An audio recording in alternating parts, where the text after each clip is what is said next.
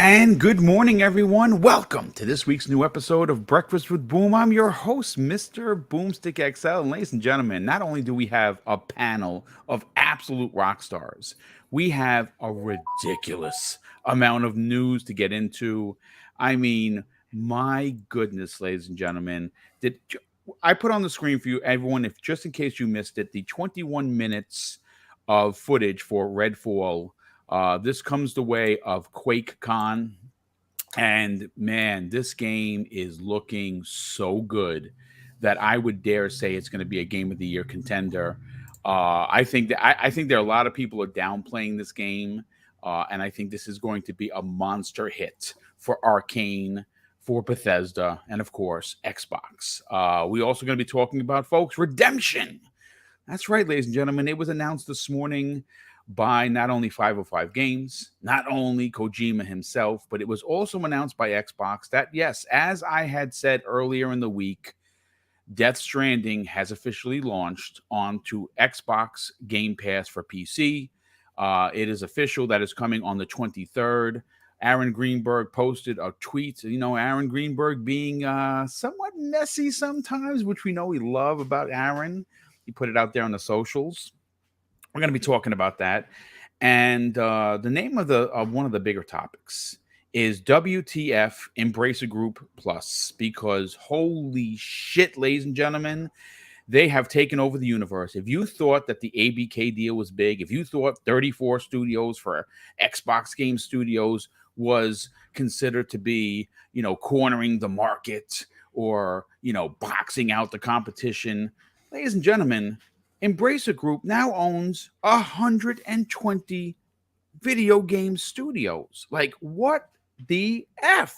But we're going to get into that momentarily. We're going to keep you entertained for 2 hours. First, I just want to say a big thank you to the community that reached out to me.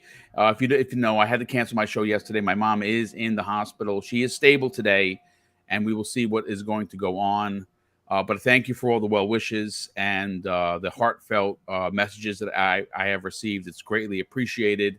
But let's get into the introductions as they are mowing. Hopefully no one hears that they're mowing the grass outside my window here. We have a guest today that was on this show, moved over to the Wednesday show, and is making his guest appearance. Crispy Bomb, what's up, dude? Oh, what's going on, Boom?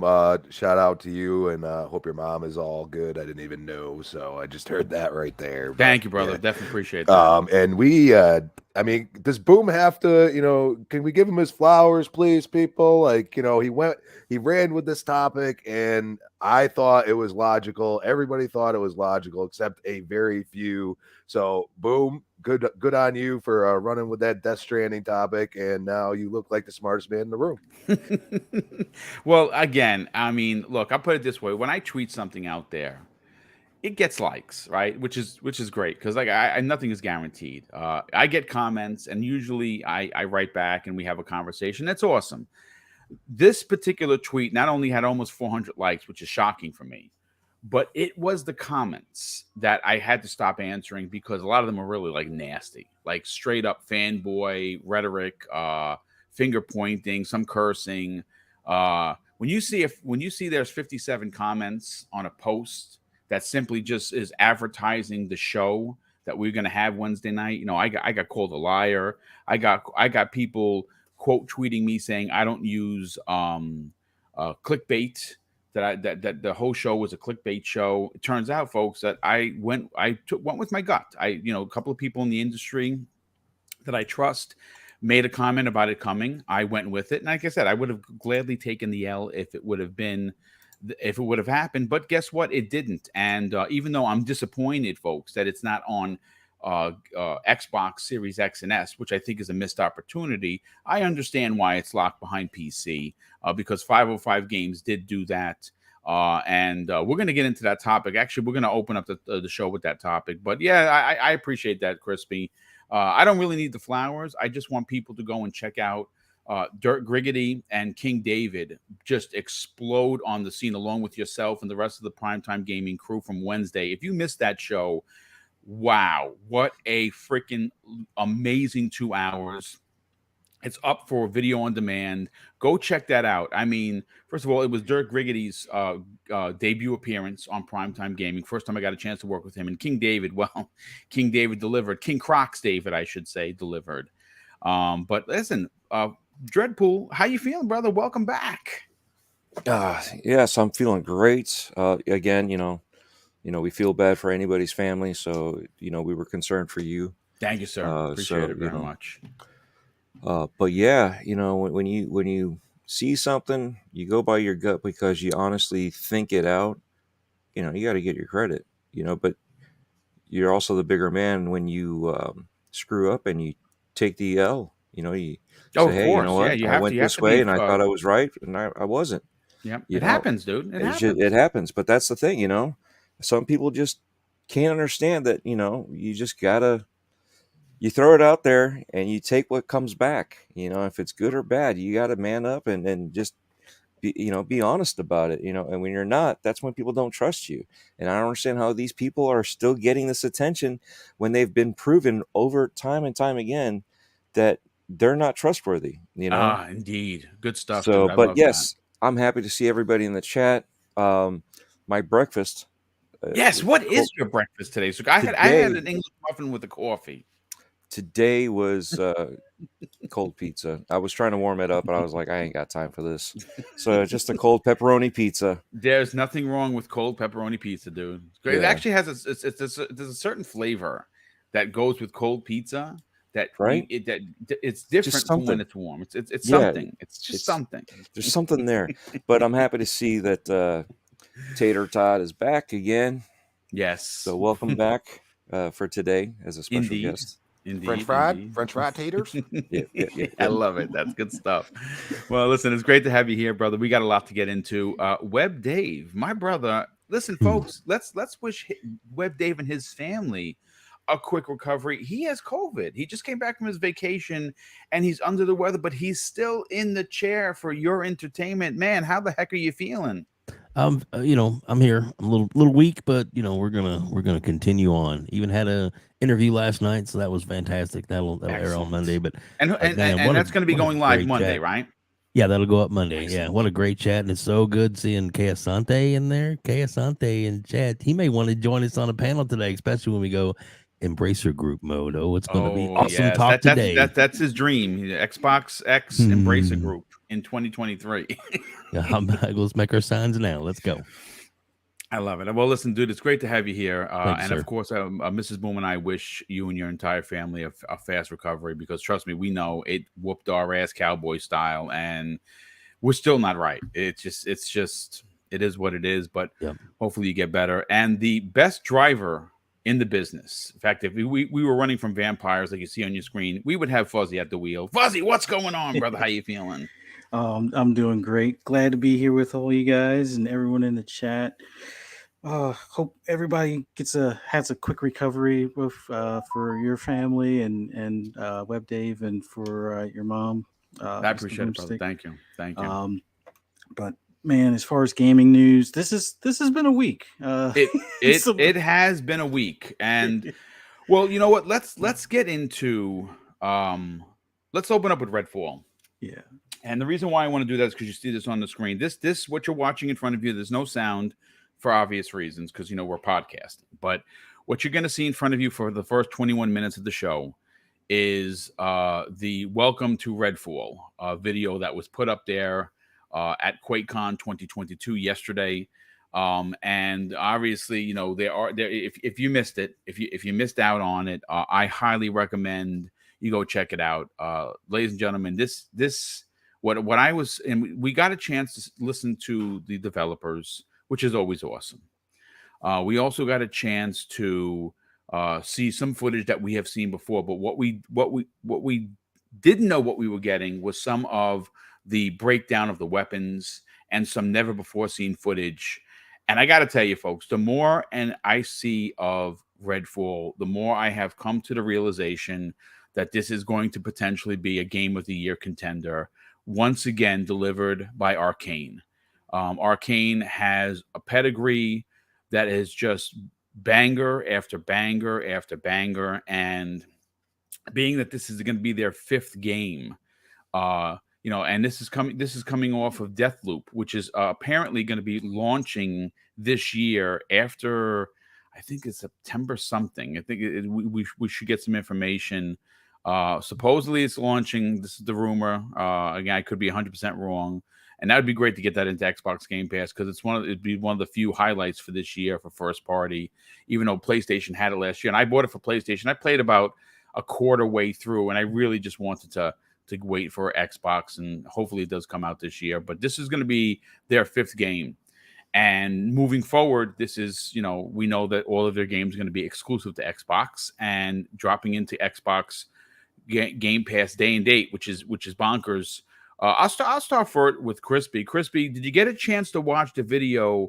And has this moved into a more likely candidate for Game of the Year next year? Now, again, we know 2023 is packed, but this game is Redfall's looking amazing, dude. This game's been on my radar since we originally saw it. Just one of those games when you say, this is why I love Xbox and what they do, and they're bringing a single player and multiplayer story to you. You have the one thing I'm intrigued about is how they make it somewhat seamless. Yeah. And that's going to be something that, please let the servers work right, because we've been through this before sometimes. And I think this game's going to blow up because, it does have a nice multiplayer element. And, I think there's going to be a lot of modes that come out over time from them, because they basically only make like a really good single player story. They really haven't dabbled in the multiplayer as much. Dishonored 2 was definitely a highlight game for me. That was really something special.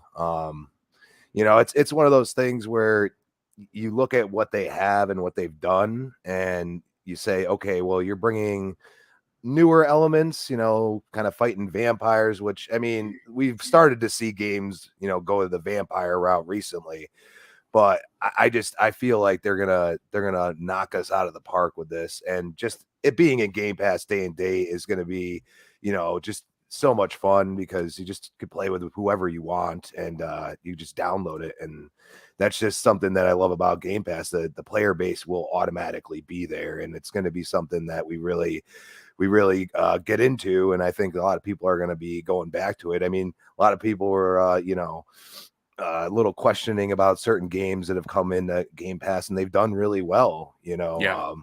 And they might have not seemed as AAA banger quality, but in the end, like, they had huge player bases. I mean, just look at, the games that have been in preview and are hitting tens of millions, like Grounded. Like, nobody thought you're going to be, tens of millions of people are going to be playing this, and it's just about to release, like, technically, but the preview was very, interesting, what I mean? And that's something that I think we're going to see more and more of from certain like games, especially kind of groundbreaking multiplayer games. They're going to try to use that preview as well, because, they do want to bring out a quality product, and they want it to not be a mess when it's launched, No, yeah, absolutely. And one of the things that's interesting is if you look at some of the games that Microsoft has dropped that are multiplayer based, specifically the two you mentioned, Sea of Thieves being one of them, and of course Grounded.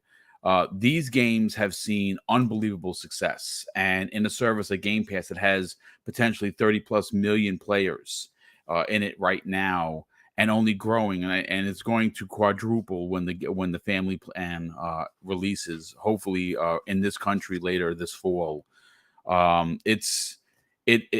Redfall has an opportunity, and it's one of the things that you want to see. A new, first of all, it's a new IP, right, which is great. It's an IP that's going to celebrate multiplayer, but also give a single player experience that is a solid, portion of the game that's known from Arkane.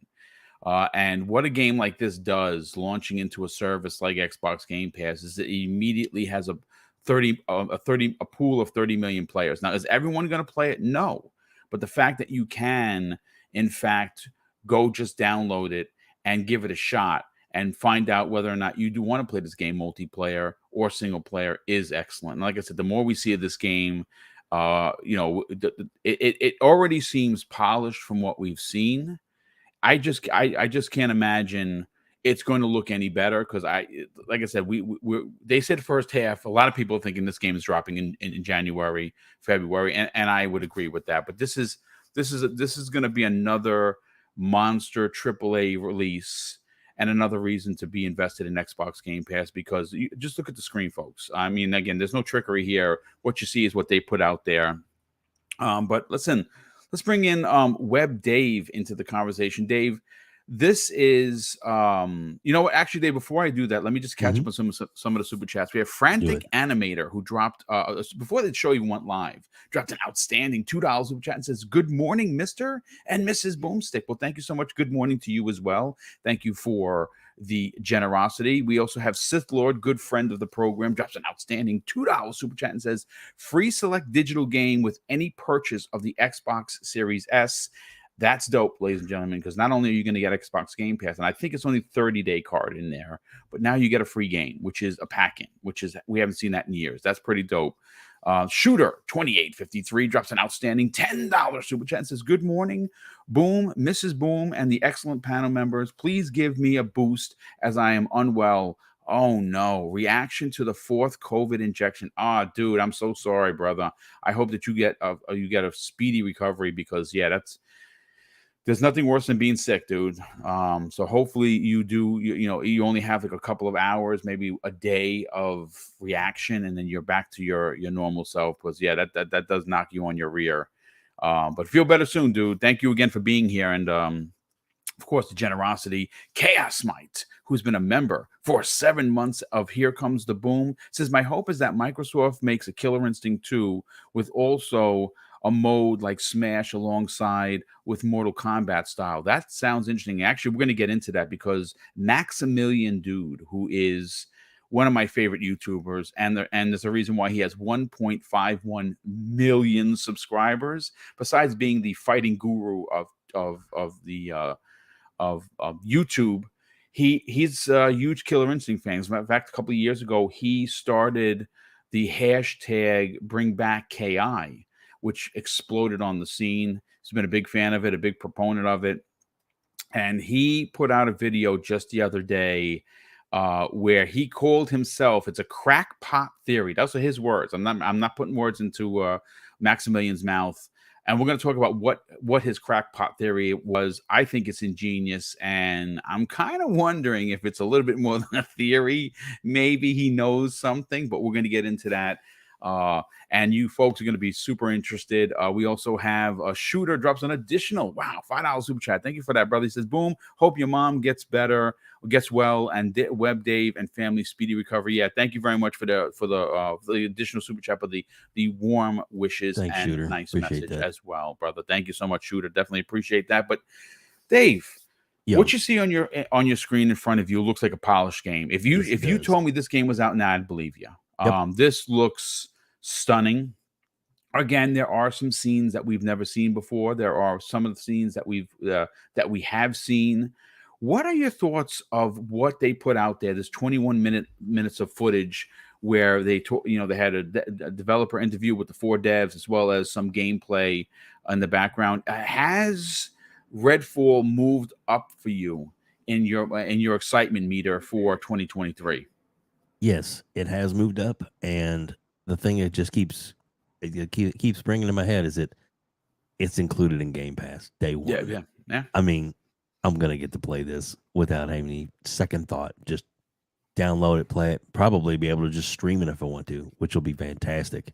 It's gonna be awesome to play this game. And you know what? The detail and stuff that they put in. I love the video that they put out because it talks about different aspects and angles and things they decided that they wanted to get in and how they wanted to get certain elements in and this open world, but yet it's there's kind of like a track of certain things you want to kind of accomplish and how things and how you can actually get taken into these other worlds and dimensions that the vampires create to rest in, and you have to go hunt them down. I think that's so awesome and innovative, and I think it's going to be so much fun to play. 4-player co-op, get out of here, man! This is awesome. And I'm with what's you. interesting to that point, Mhm. Dave, is that you all can be the same character, Yeah, which is pretty crazy. yeah, I think so too. My doppelganger. Let's go, Boom. I'm ready for it, man. I'm really ready, and I'm thinking that the cooperative nature, being able to get in. I mean, and like you said, sometimes you just like playing single player. Well, you can do that. You can just get in, be single player. The weapon upgrades, the things you can do to to change your weapons around to what you like, what how you feel that you want your character to be. That's a win-win for me. Yeah. Looking forward to this extremely high. Yeah, no, I agree. I think we are on the cusp of something special. And again, this studio, all they do is win, right? Like, I mean, just keep, all you have to do is look at their pedigree and realize that this is a first party Xbox studio, and all of their Mhm. games that they make moving forward are dropping into Xbox Game Pass. It's bonkers. Real quick, Christopher Jetzer drops an outstanding and very generous $5 super chat and says, "Boom, did you see the news from Gary Whitta that PlayStation blocked Cult of the Lamb from Game Pass?" Well, is that not surprising? Man, Sony just continues to just do some dirty things. The old I know that last week or the week before, the word scared was used quite often when discussing Sony's current feelings of what Microsoft is doing with the industry. And originally, I was one of the proponents, or one of the rah dudes on Twitter that says, scared might be overplayed. That it's really just concerned. But the more I see these kind of moves, maybe scared is starting to come into the conversation, because Sony financially is not in a position to take L's. Microsoft can. They have boatloads and oodles of cash. Now they don't want to post losses. No one does. They're business, right? They want to make money. They're a conglomerate. That's what they do. But it is pretty interesting the more that we hear about Sony doing these things. Look, it's going to be what it's going to be. They're going to continue to do these things, and we're going to have to put them on blast every time they do, and let other people know that this is going on. And I think they are scared. I think when you look at the overall picture, how much money they're going to lose on just Call of Duty. I saw someone post something, and again, I'm so sorry I didn't write the name down. Someone posted something online that they're potentially going to lose anywhere between 150 to 200 million dollars when it goes into Xbox Game Pass. Because think about this for a second, folks. And again, I don't mean to get off topic here, but I love the comment from the super chat. Right now, if you are a PlayStation owner, which I am, and a lot of people on the panel are, Yep. right? Mhm. If that's your only console, you're paying $76.43 for the next Call of Duty, right? Because that's your console, that's what you own. There is going to come a point where, as we all know, and again, reality does work its way into video game world, that things are expensive as hell. Everything is expensive: gas, cream cheese, boxes of cereal, rent. Power. We have Con Ed. It went up 15%. 15% because of the world the way it is. That's a lot of money when you compact a whole month of electric and gas use, right? Well, there is going to come a point, folks, where Microsoft, and I've said this before. Remember, I said this. So when you see it, I want the flowers, as Crispy pointed out with Death Stranding. There's going to be an advertising on billboards, on basketball courts, on baseball stadiums, on football stadiums, big screens. Play the new Call of Duty for as low as $5 a month in Xbox Game Pass family. It's inevitable. And if someone from their marketing department uses my idea and I get zero credit for it, that's all right. Take the raise and the corner office and the parking spot in the front. It's cool. But remember, I said that first because that's exactly how I would do it. But again, we will cross these bridges as we do. We have a big show to get into.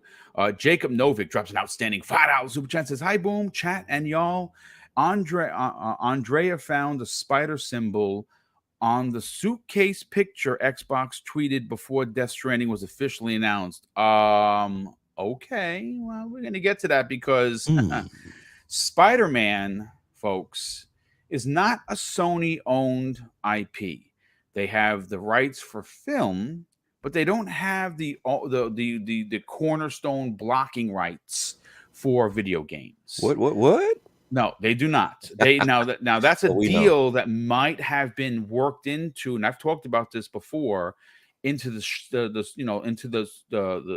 sharing of the Spider-Man character in the MCU films. Maybe that's how they got this deal done. But we're going to get into that topic as soon as we're done talking about Redfall, because I think that the next big one, and Spider-Man is doing extremely well on Steam. It's their second biggest launch. And like I said, I have a strong suspicion that Spider-Man is not going to stay just on PC. I have a feeling that Marvel is going to look at the monies that could be brought the same way. I mean, folks, just look at what MLB The Show did. It sold slightly more on the Xbox. Sold slightly more on Xbox than it did on Sony's console, the home console. And it was an Xbox Game Pass and not in Sony services, OPS, by the way. But let me bring the truck back onto the road. Dreadpool, we got a chance to see a lot of Redfall, 21 minutes. Now, it wasn't all gameplay. There was some interviews with the staff that are building what is going to be a AAA bomb released early next year. Did that video do anything for you, or was this already on your personal radar? Well, we've talked about how Redfall was definitely not one of my games I was interested in until the last one that they showed, and they started showing some of the techniques, and I listened to a little bit of the devs then. This time around, I chose not to listen to what they were saying. I chose not to know anything much more about it. I watched some of the video. It still looks cool. It's actually, I'm turning the page as we speak each time. I hope they keep convincing people that this is going to be a good game, because like I said, it didn't seem like it was going to be my type of game. But now, as we've gone, it seems like I might actually have fun with this. And more as time progresses. You like multiplayer, don't you? I do. And you like playing with people like myself and other people in the community. Obviously, Wilmy Hood is a big multiplayer dude. Shout out to him. Hopefully he's doing well. He's had a tough time with his health, and I know his show came back this week, which was awesome. Yeah, I mean, this looks like a game that you could crack a couple of beers open with while you're playing, sitting on the couch, playing with your buddies, and having a good time. Or just putting on your headphones, closing down the lights, and having a single player romp. Yeah, you see, and that's the beauty of this. This is actually meant for both, and they designed it like that for both. That's what one of my biggest takeaways. The other takeaway is you can be the same character. You don't have to pick up the one character. Like if you don't want to use someone, you why am I stuck with this one? You can use it. That's awesome. Yeah, they have like certain abilities, so you're like, this is not my type of character. Like Apex, certain people fight over certain characters, and then they're stuck with the characters that they don't like. Now that they have a lot more characters to pick from, you have a better chance. But when they first did it, you didn't have a chance. So at least this way, imagine running with the same character, all four people, and just with the variety of ways that you can alter the character, using all that to the advantage, so double jumps with that little boost that they have, and just like everybody moves around and utilizes each part of that character's arsenal as a team. You know what I mean? So it's very interesting. Like I said, it looks great. I like the aspect that they're starting to turn into with it. For me, I know some people have labeled it horror, and I'm like, how did you get horror out of it? Just because it has vampires does not make it horror. It's not a scary game. It's more of a shooter, And when they first brought it onto the scene, it seemed very tactical with certain things, and you didn't really get to see the gameplay. And people were making stuff up with it. Now that we are actually seeing this stuff, and yet again, this is again solidifying the direction that they're going with this, and it's very cool. So like I said, for me, I'm going to give it a try. I'm not going to look at it and push away from it. Yeah, no, So good. Yeah, no, good. Absolutely good stuff. I mean, listen, it's gonna be a lot of fun, and I have a strong suspicion it's going to release early this year. Ladies and gentlemen, got to give a big shout out to Jacob Novick, because I have in front of me exactly what he's talking about, and I blew up the screen. I don't have it to show everyone on screen, but I'm looking at the advertisement from Xbox Game Pass, well, PC Game Pass. And if you explode the picture on the briefcase, there's a green sticker that says delivery, bid, Death Stranding, PC Game Pass, August 23rd, 2022. Thin circuit inside, do not tamper. And sure as shit, ladies and gentlemen, the Spider-Man logo is in the back. It is a spider that looks like a circuitry, but I'm looking at it right now, folks, and it's a spider, and it's the Spider-Man spider just made with circuits. Spider-Man is coming to Xbox Game Pass PC for sure, but I have a strong suspicion that's coming to Xbox Game Pass console as well, because there is gonna. I mean, look, folks. You know what? Let me just let's get out of this topic, because I'm taking the truck off road. Let's get Fuzzy's Belvedere's opinion on this, and then we're gonna get right into Death Stranding. You're the driver, Boom. You can take this thing anywhere you know want. what? It's crazy, because I like order. You know what I'm saying? It's got to be straight.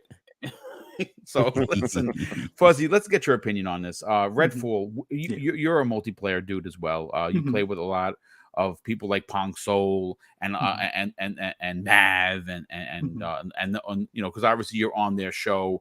And is this a game?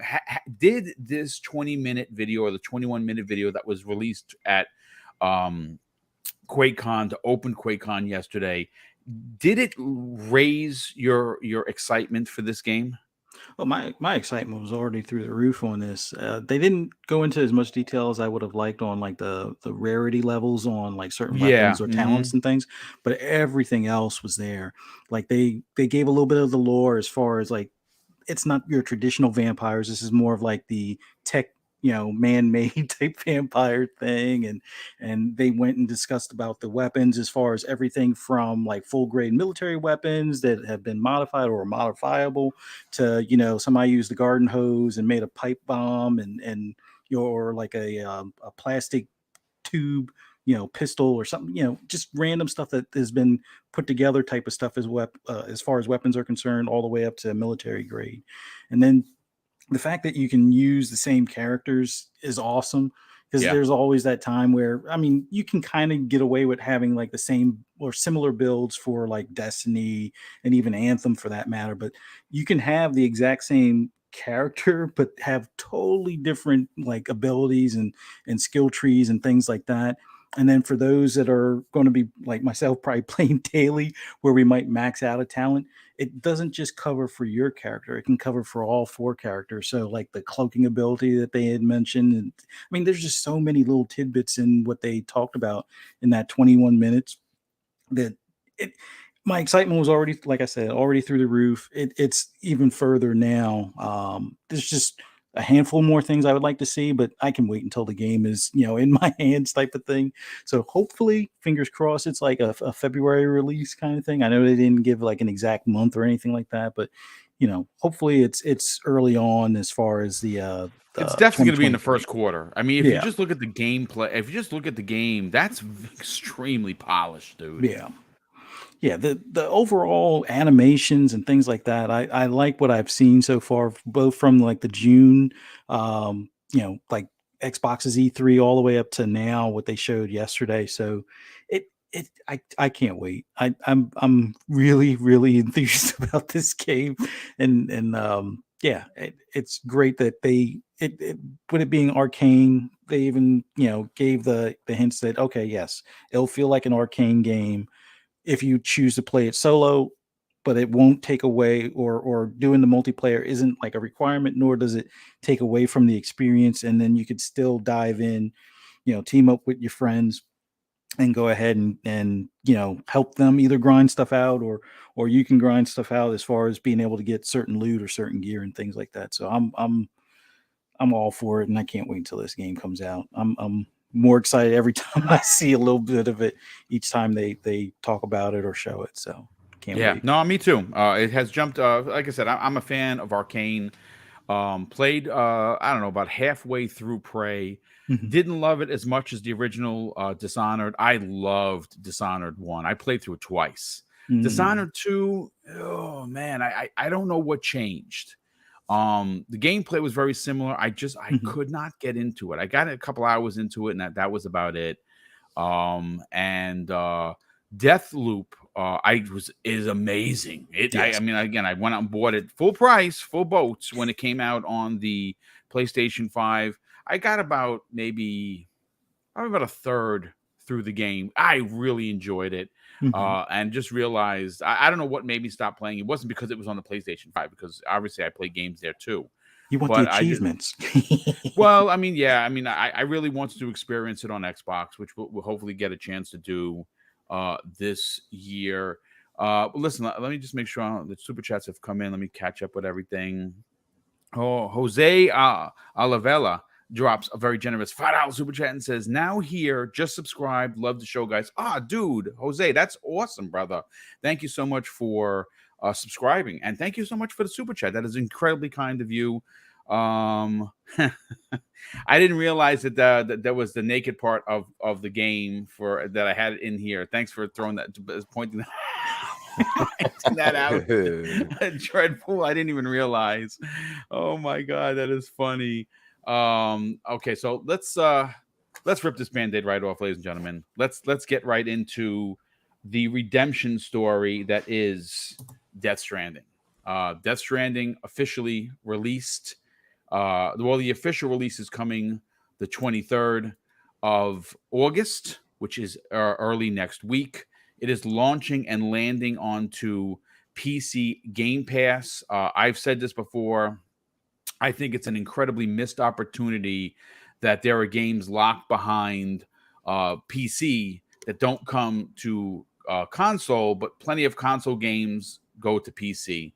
It's if I have a little bit of a criticism for it, that would be it. And again, at some point, I would imagine that Microsoft is going to find a way to allow you to stream Xbox Game Pass PC games to your console, and when that happens, I will then try to run through because I don't have a rig, like I don't have a PC that's strong enough to, or Steam Deck for that matter, to run through or to actually run Death Stranding, because it's heavily graphic, a lot of big graphics on that game. I played through it.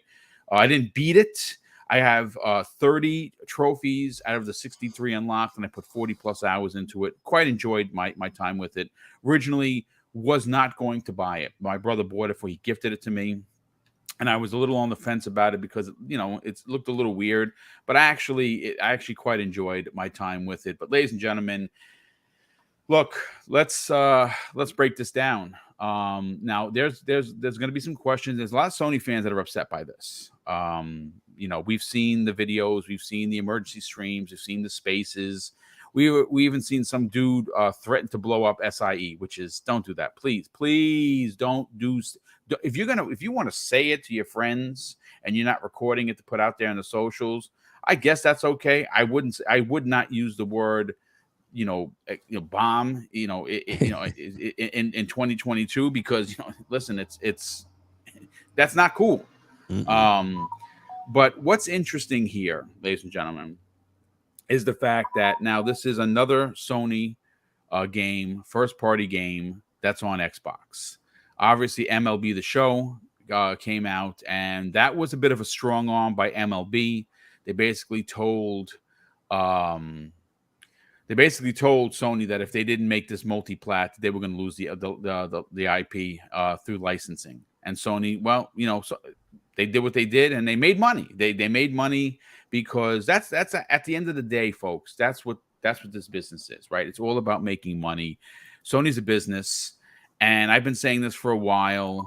Someone's phone keeps going off. I don't know if anybody hears that but me. No, I hear it. That's not me though. Okay, it's definitely not me. Not Okay. me.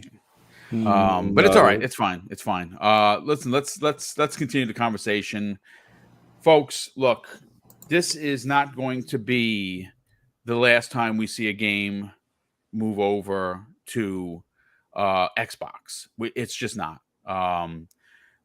Crispy, let's break this down. Let's get your opinion on this. On 2 points. One, Death Stranding officially launched onto PC Game Pass. That's a big deal. That's a big deal. But again, this seems like a no-brainer. Now I know there's going to be a conversation. Well, then why isn't Starfield going on to PlayStation? Well, because the Xbox Game Pass is not. That's the problem. See, Phil already said it. Our games will land on platforms that have Xbox Game Pass available, and Sony said no. Nintendo said no. Now, is that going to change in the future? I honestly can't say, because I think that it would be like bending not just one knee, but two knees, and potentially landing on those knees if Sony did that, because they have their own competing streaming service, which if you're new to Sony and you're just finding Sony PlayStation for the first time, their offerings are bonkers great. You cannot deny their first-party games in there. They are unbelievably awesome, right? But someone like myself, I have the service. I'm a premium member. I upgraded for $33. I've talked about this before. Sony sent me an email, say $33. We'll keep you, in the service at premium tier until the 24th of February. I'm like, okay, why not? I was going to buy Stray, which, by the way, Stray is amazing. I absolutely love Stray. But Sony, you'll never see any of Microsoft's games on Sony because they won't allow Xbox Game Pass, and that's what's happening. Now, Sony, on the other hand, well, they're trying to make money. They are a business, and I don't think you're going to see God of War on Xbox. I don't think you're going to see The Last of Us on Xbox. No, but I can see a world where Spider-Man 2018 and potentially Miles Morales land onto Xbox. Now, is that going to be locked behind PC? I don't know. We've seen it with Death Stranding. It is locked behind PC, but it's Xbox Game Pass. And that's the other thing. Let's not get ridiculous and split this up. Xbox Game Pass is a platform. Now, there are two rooms. There's PC and there's console, but it's the same platform, which is why I get a little annoyed that one gets it and the other one doesn't. But that's fine. That is fine. Crispy, let's talk about Death Stranding landing on Xbox Game Pass for PC, and let's find out your thoughts on what I just saw for myself. And anyone that wants to go look, just blow up the picture. You'll see the spider behind the words that looks like the Spider-Man logo. Is Spider-Man going to come to Xbox? Well, Death Stranding, love how we went full circle, Boom. Quite funny.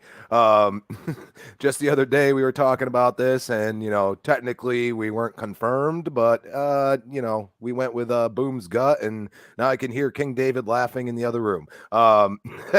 This has gotten to a point where you can expect anything that is, potentially, I would say not complete first party of Sony that could possibly come to at least PC Game Pass at this point in time.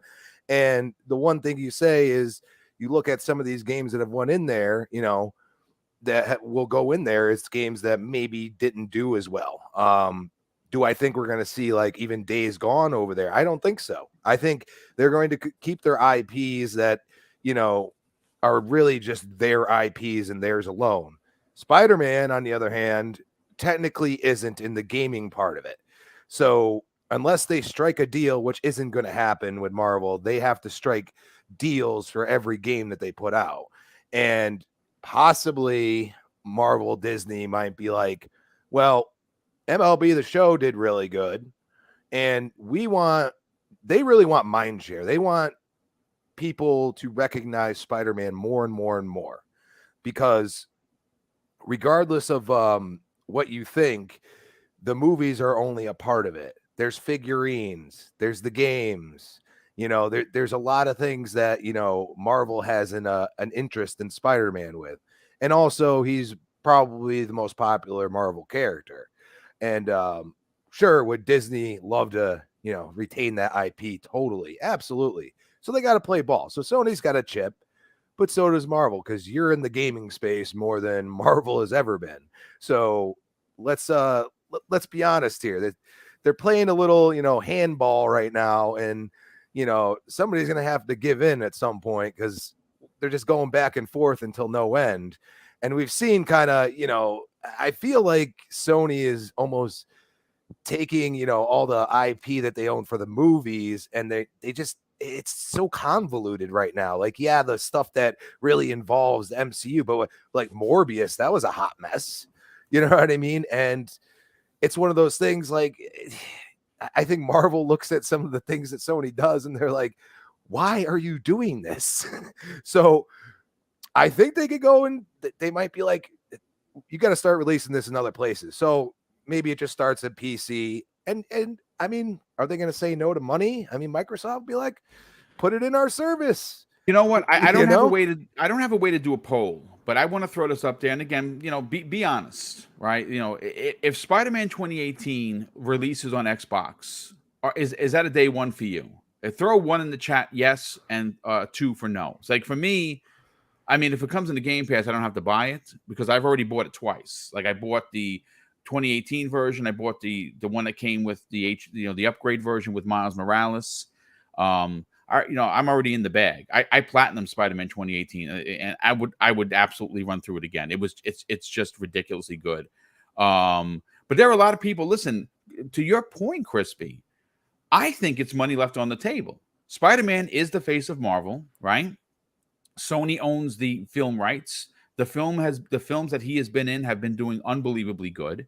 To bring that game, 2018 Spider-Man, and potentially Miles Morales to Xbox, I know there's going to be some people will stop port begging. I'm not begging. I have the game. I have it twice, so I'm not begging for anything. I'm just saying that for Sony, who is in a position where they posted some big losses, whereas Microsoft didn't. They had losses, but they saw growth in their service, which is Xbox Game Pass. That's the only thing that they showed growth in. And their console has won 3 quarters in a row over Sony's PlayStation 5 in this country. There's something to be said about Sony leaving money on the table. But please continue, Crispy. And that's the point. I mean, you just look at the Death Stranding thing and you're like, well, what it transpired? We always say we don't know, but that's the point. Like, they don't want us to know.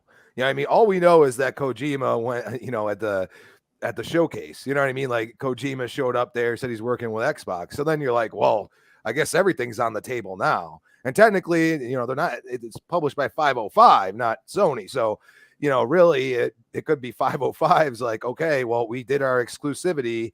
Now let's start one at a time, and let's start in the PC realm. And then when it probably ends up coming to actual Xbox Game Pass, don't be surprised.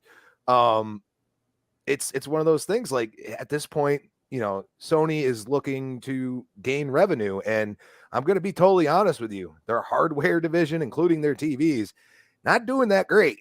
I'm just saying. So they are relying on being a great publisher, because that's what they are. They are a great publisher, and they take chances, and they lock this behind their console for a long time. So I'm just glad to see that some people that haven't experienced it, and even some of these games that have come out on PC in general, just Steam or something, people are allowed to play them now where they want to play. And I hope we go down the road at some point and Xbox Game Pass is on PlayStation, and you never have to buy an Xbox. You like PlayStation, but you want to try these games out. I think it's a cool concept, and I think at this point, the way mobile and everything else has become more and more seamless, and the cross plays and this and that, I think we are going to get to a point where things are going to be non-console warish anymore, and you're gonna have to accept that, and I'm cool with it. I don't know about some people, the extremists, as we call them. Yeah, and I mean, good stuff. First of all, 400 people here, live on the air, in the chat for Friday morning's Breakfast with Boom. Please hit the like button. But more importantly than that, is I am literally, folks, 23 subscribers away from 11K. If you're finding the channel for the first time and you are digging what we're putting down here, I do this 4 times a week, 4 live shows. Usually it's 4. This week was only 3. Everything that we do on YouTube is put up onto the RSS feeds in Apple Podcasts, Play, Google Play, all of your favorite podcasting services. They're there. You can download it. You can listen to it. Just as an MP3 file rather than watch it and burn out your phone. But good stuff, man. And you're making a lot of great points. Dreadpool, let's bring you in on the conversation here. Is this the last time we're going to see a Sony-produced game find its way to Xbox Game Pass, or is this something that the Sony, as Crispy said, fanatics are going to have to realize that there is a bigger picture here? It started off with, remember, folks, I'm not making this stuff up. Jim Ryan himself, when we believe in generations, right? And then went from generations to we're going to support the PlayStation 4 for the next 4 years. What are your thoughts there, Dredd? Sony's going to become Microsoft's third publisher. No, I'm kidding. Now, here's the thing, right? It makes sense certain games to not go across, but it also makes sense for certain games to go across, right? Activision is multiplat. Microsoft already said Activision's going to stay multiplat, right? Because they can't do it with it only on Xbox. So for the games, same thing can be said for Sony. Certain games are going to supersede when it comes to going multiplat. It's going to make sense. Look at how well some of these games now that are coming to PC are doing. They've hit a market for people that, whether they absolutely refuse to get a Sony or play on Sony or whatever, but they want these games, right? So, mostly, I don't know, the Master Race guys that call themselves Master Race, but still play, 1080p. But no shade there. But they're getting into these games, right? So they're playing Halo on PC. They're playing Spider-Man on PC, God of War on PC, right? So they're modding their the Steam Deck with Switch games. Okay? So if that doesn't tell you something, there's a need and a want for these games to be on other platforms, right? But if you do that, but you're still synonymous with here's the product that we produce, and you can only get it from here, or at least from us. And that's really where the market is starting to go. And I see it a little bit more and more often that some certain IPs will become more open but you could still only get it from the certain company, right? So that company's still making the money. So if Sony puts out Spider-Man, who do you think made all that money off of Spider-Man on PC? Sony. Yep, right? they sure did. Yeah. So Death Stranding going up to PC, who made that money? Sony made some money, right? They didn't lose money. It's not like they didn't get any money.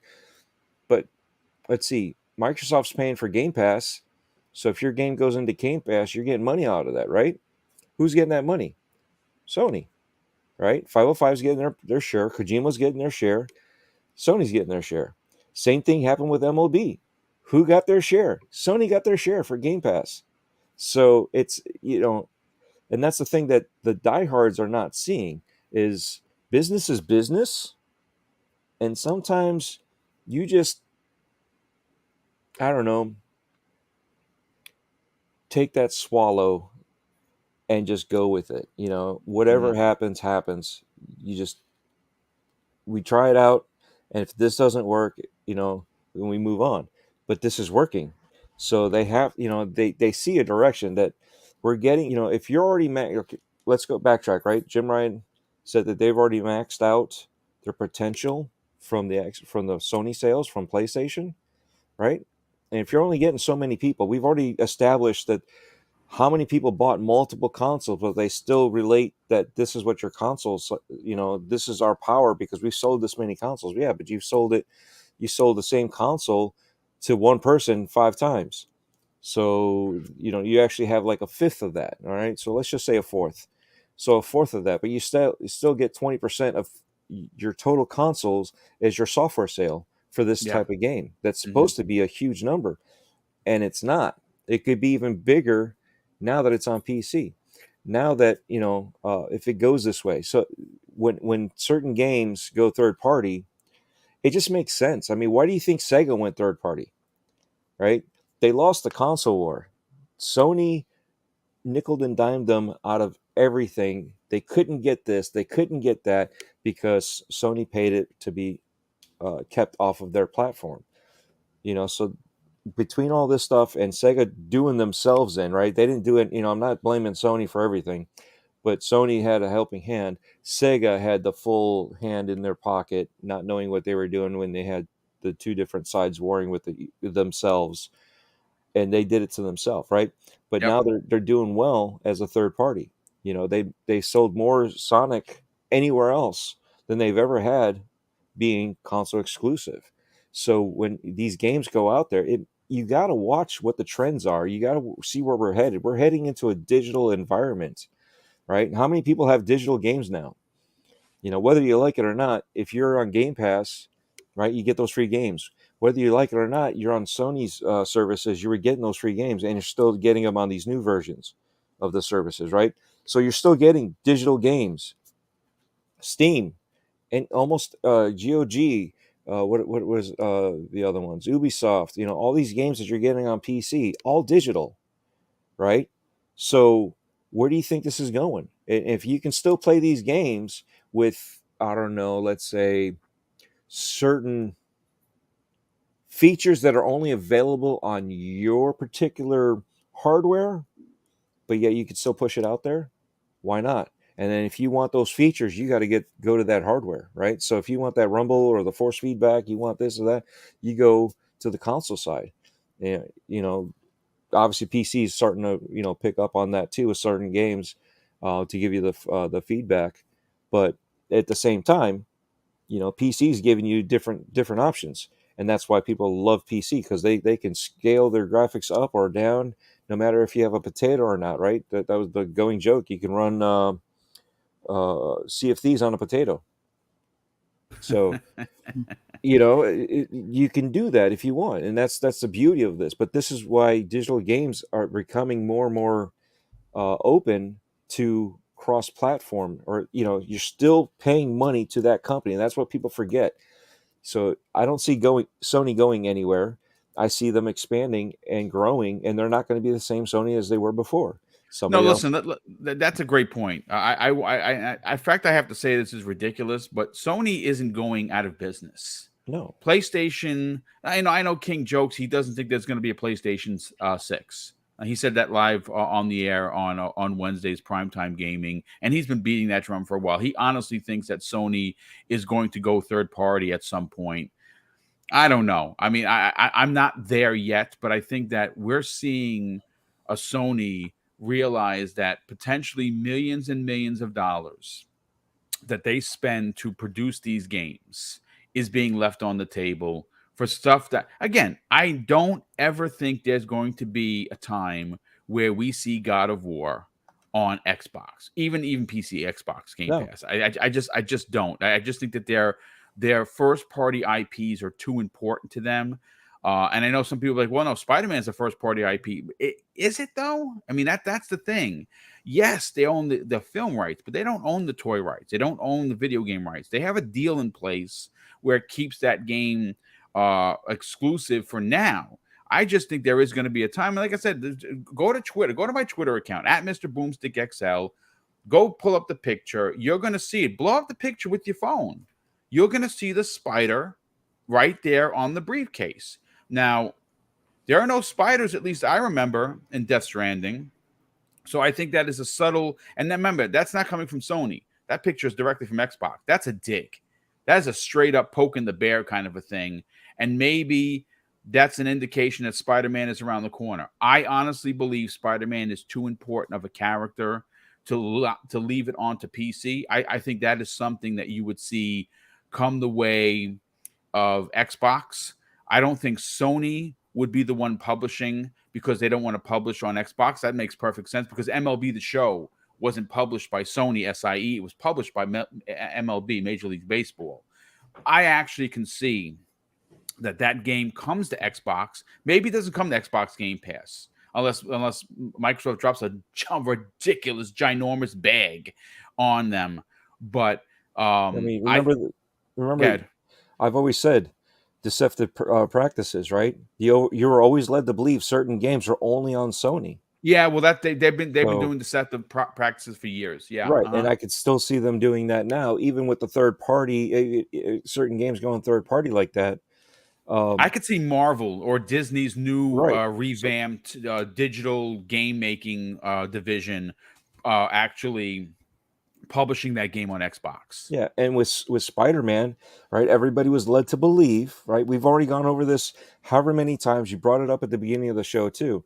Spider-Man was led to believe that Sony owns all of Spider-Man, and they don't. They do not. No, only the film rights. Yet again, deceptive practices. So they'll lead you to believe this, and they'll keep on doing it. Because why? I would do the same thing.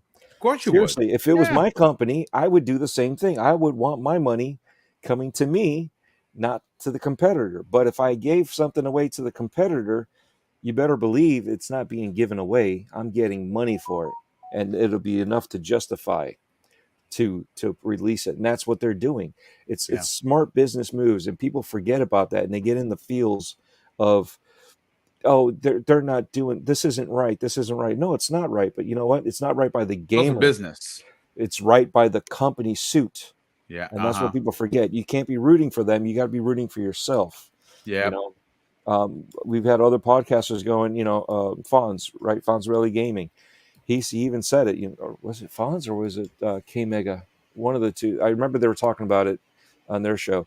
You don't go to Best Buy and say, what's the cheapest model that you have for a washing machine? I'll pay full price for that instead. Right? You don't do that. You don't go around looking for that what I mean? Like Mega. Yeah, I think it was Mega, but it was brought up on Fonz's channel too when he did the interview. But that's the thing, people forget about that, right? We got to think for ourselves. You got to want more money so you can spend more money elsewhere too, right? So if you want this stuff, you got to do that. But these guys are thinking for themselves too. It's their business, and people forget that. So if it makes sense for them, it makes sense for us. But if it makes sense for them, they'll do it.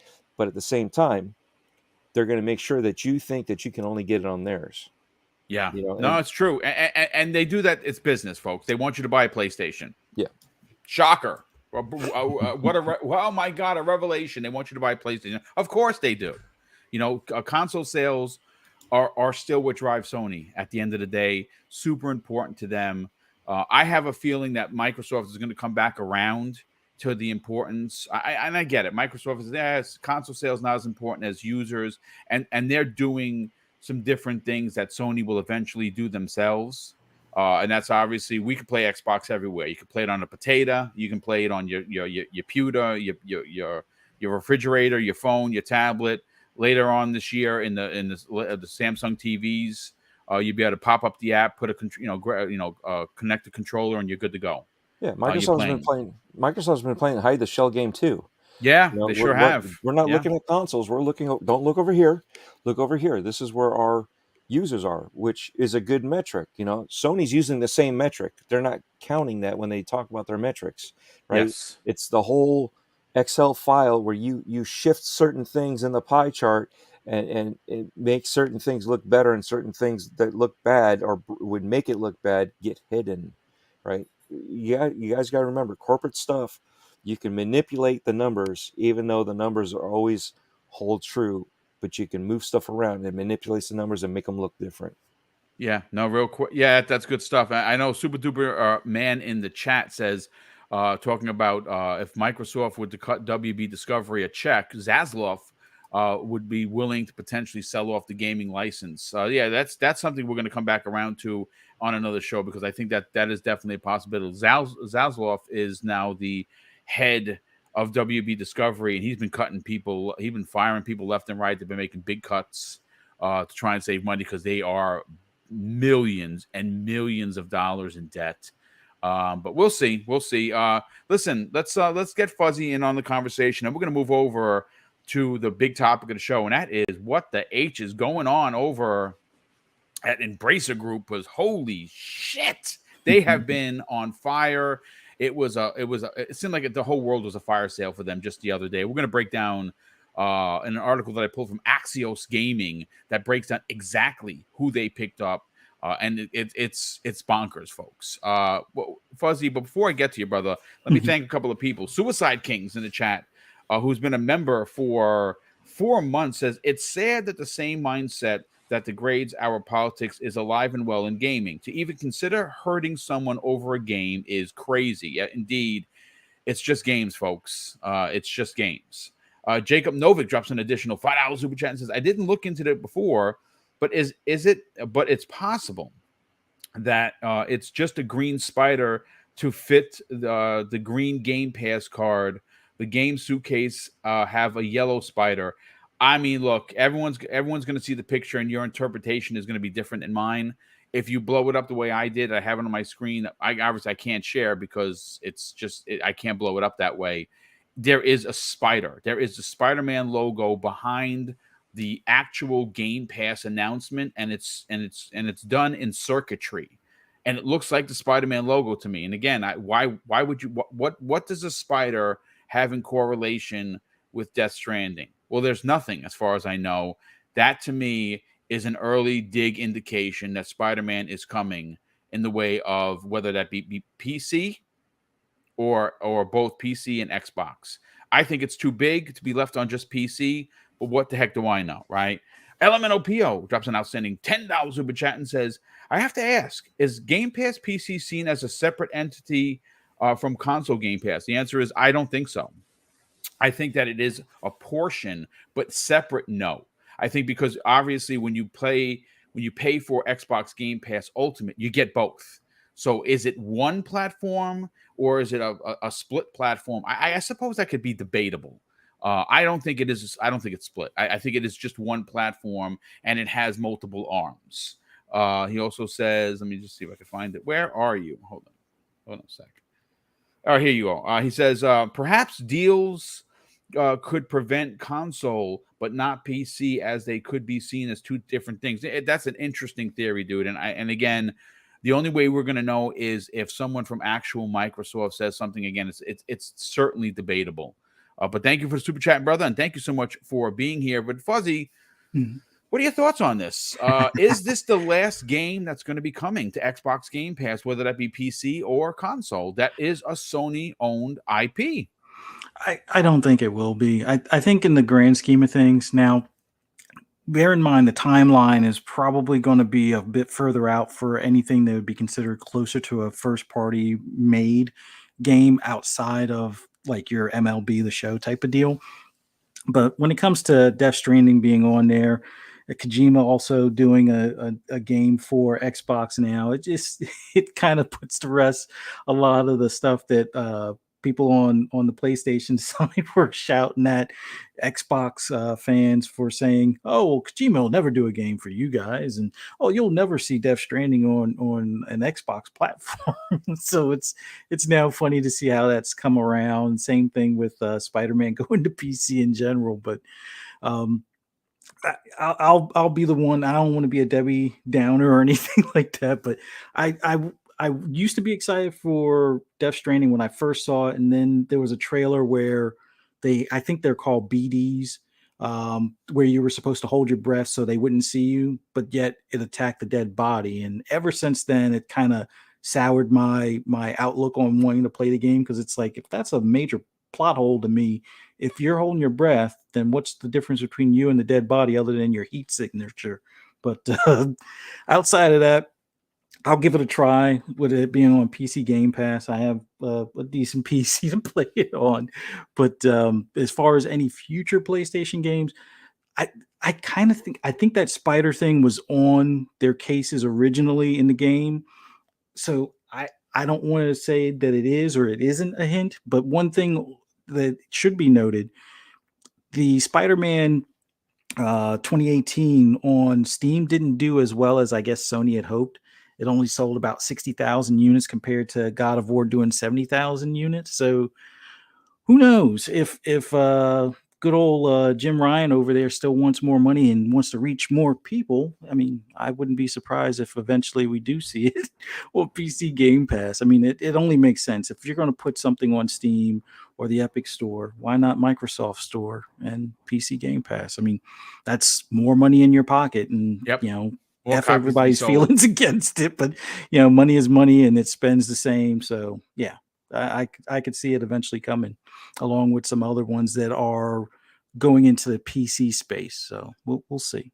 Yeah, indeed. Only time is going to tell. Shout out to Game Pass Weekly, who's on Twitter, who said at Double Barrel Gaming and panel, I got to jump out to edit some videos. Y'all have a great day. Thanks so much for stopping by, brother. Definitely appreciate that. And go follow them on Twitter. I believe it's at Game Pass Weekly. They put information on a regular basis of what's coming to Xbox Game Pass. So if you don't want to go searching for it, what you got to do is go there and check it out. And you'll be up to date on what's going on. But listen, let's get to the big topic of the show, folks. And I'm doing something that I don't normally like to do. I don't like reading from my phone. To me, it's a big no-no. But I do have. Well, you know what? I don't have to read from my phone. Hold on a sec. Let me just bring up my email where I got this from, because Axios Gaming obviously is a big gaming website. And that is run by Steven Totillo. He actually is the one that posted this information. And let's talk Embracer Group, ladies and gentlemen, because my God, they are running the gauntlet, so to speak. We already knew that they were in they're considered one of the biggest houses that own the most developers. And they did something just the other day that shocked the entire media and gaming world. And they went on a spending spree that was, I can't believe it. If you don't know who the Embracer Group Plus is, they are a Swedish gaming giant.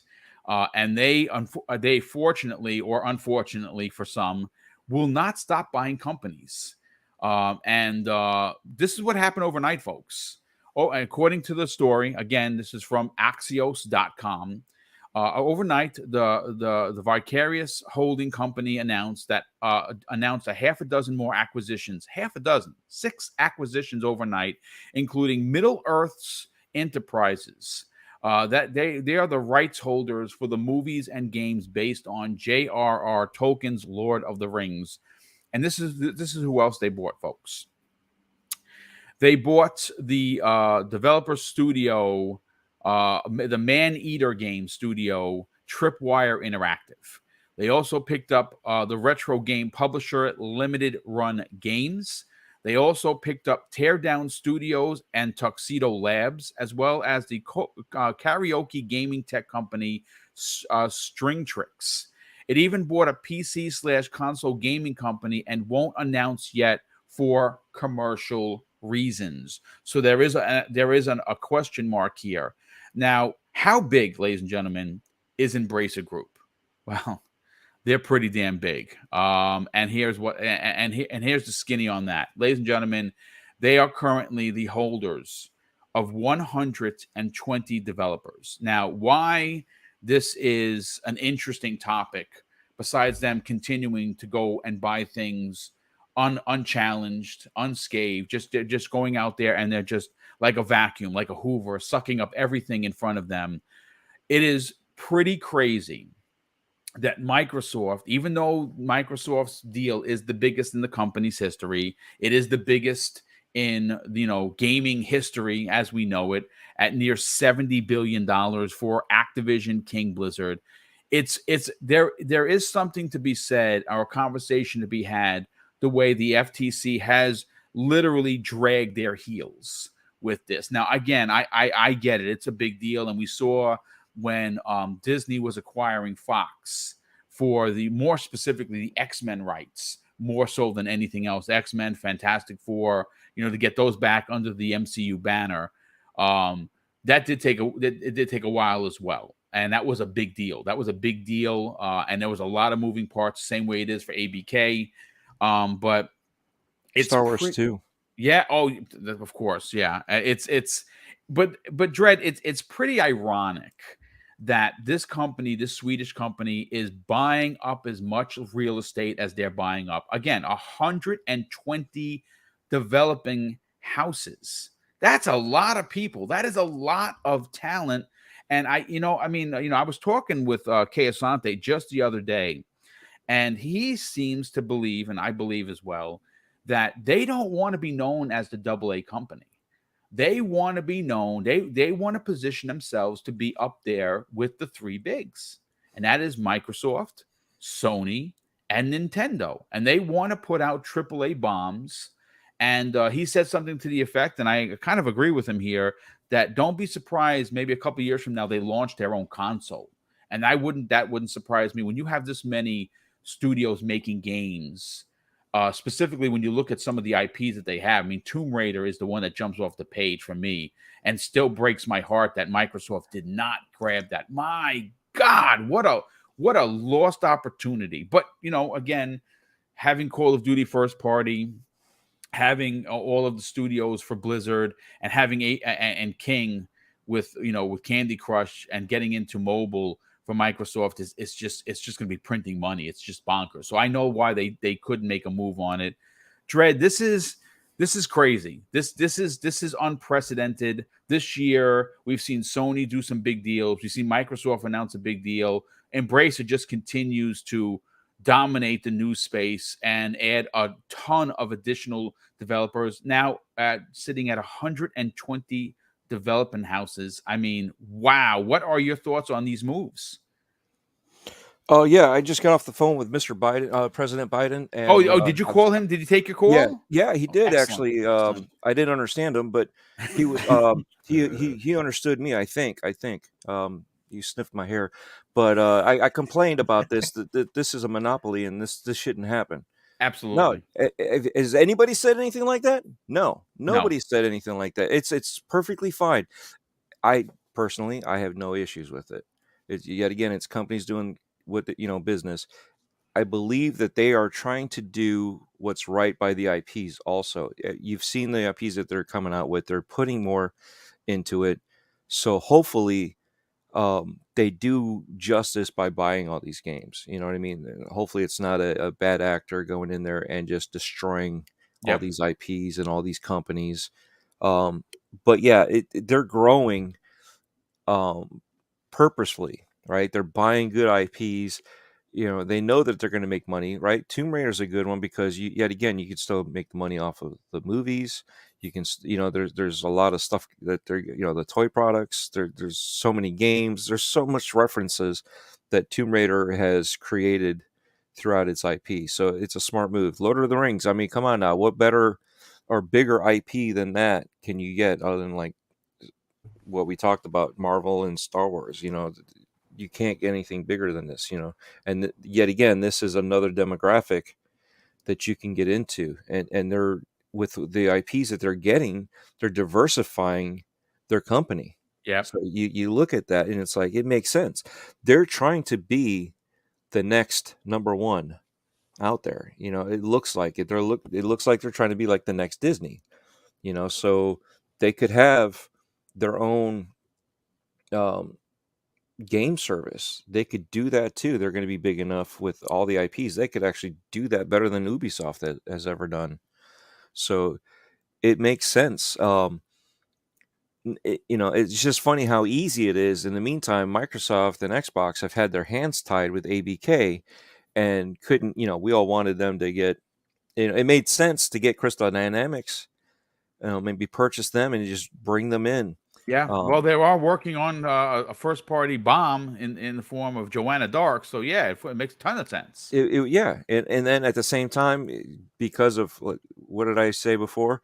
Joanna Dark, Lara Croft, and Indiana Jones, put them, like little cameos in each other's games or something like that, or references. It would be perfect because of the style of what they do. And it's just it just sucks that it didn't happen that way. But guess what? it's good for those people that are in that company. It's good for those people that are making these games and their IPs can still stay alive, because how many IPs have we seen with Microsoft that have stayed dormant?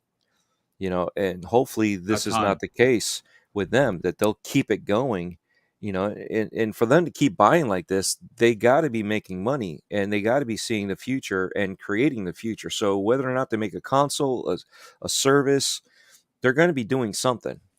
Like I said, they're diversifying too. So we could probably see some more. We could probably see a Darkstalker.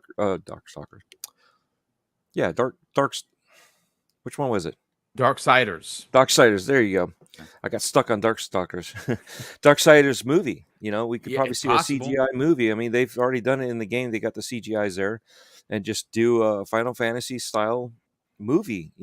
And everything right now. You look at how Unreal Engine 5 is being used in movies right now, and you've seen all these guys making these games with just basically teaching themselves Unreal 5. So there's a lot of stuff going out there, and for them to do that, I see it's beneficial for us.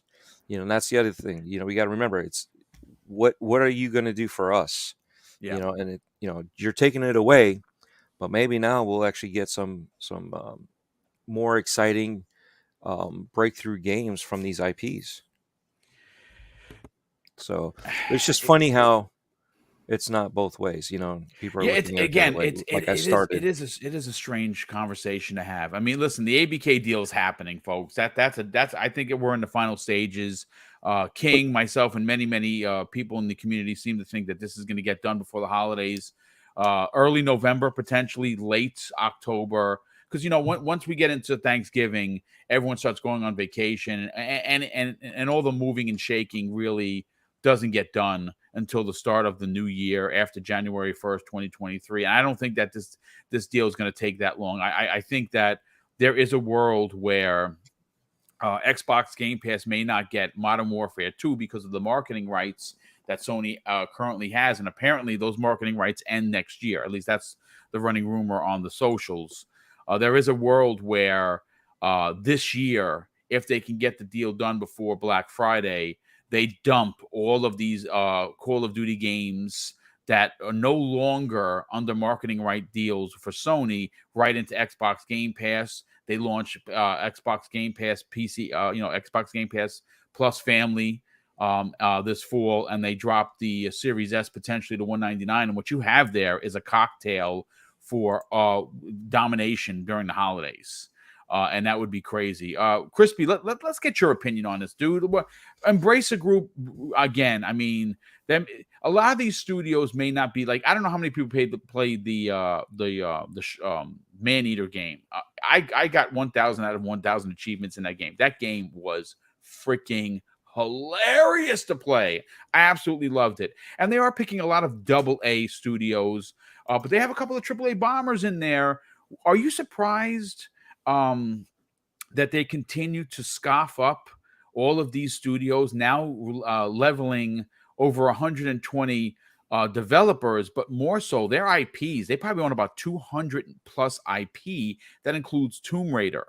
What are your thoughts on this? They're pretty sneaky, aren't they? They are pretty sneaky. And the one thing, just to clear up, okay, we all understand that Microsoft's a multi-trillion-dollar company, and they are buying a major publisher. And that's why the FTC is all up in arms.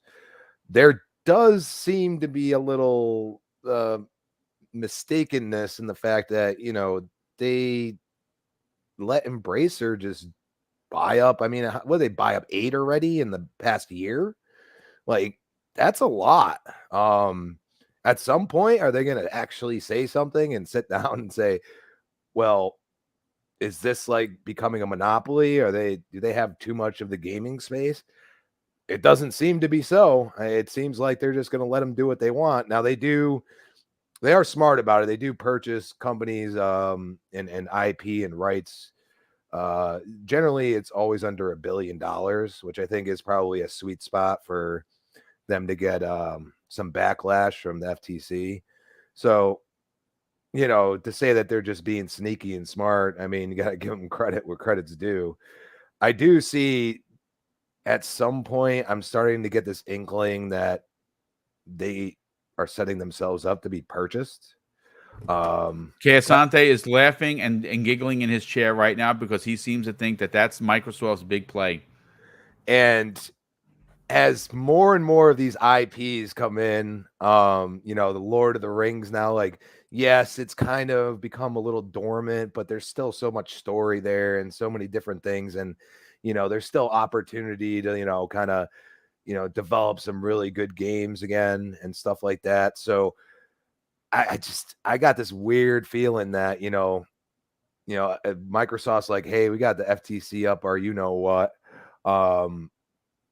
you guys, you know, Crystal D is there, like Square's done with them. Like, you know we could play nice with you guys. And that happened, you know, and Idios Montreal. I mean, yes, these games weren't super successful, but most of them were pretty critically acclaimed. I'm sorry. Like, that's where, you know, I don't know. Sometimes the value of the dollar is too much for some companies. Like, I feel like Square just basically trashed good games, and that's because they didn't sell well. Like, that's the one thing about Microsoft. Microsoft now is at a point where they don't care if a game sells well. They just want more subscriptions. Yes. You know what I mean? And generally you get those subscriptions, but then you still have people buying it. And also the way they're kind of playing this little DLC thing, and there's, you know, like the Hot Wheels DLC, it costs you $20. You know, but it's not like they're sitting there saying, oh, you have to buy the game all over again and screw Game Pass. Like, you get the base game. You know what I mean? So you choose to pay the $20 or not.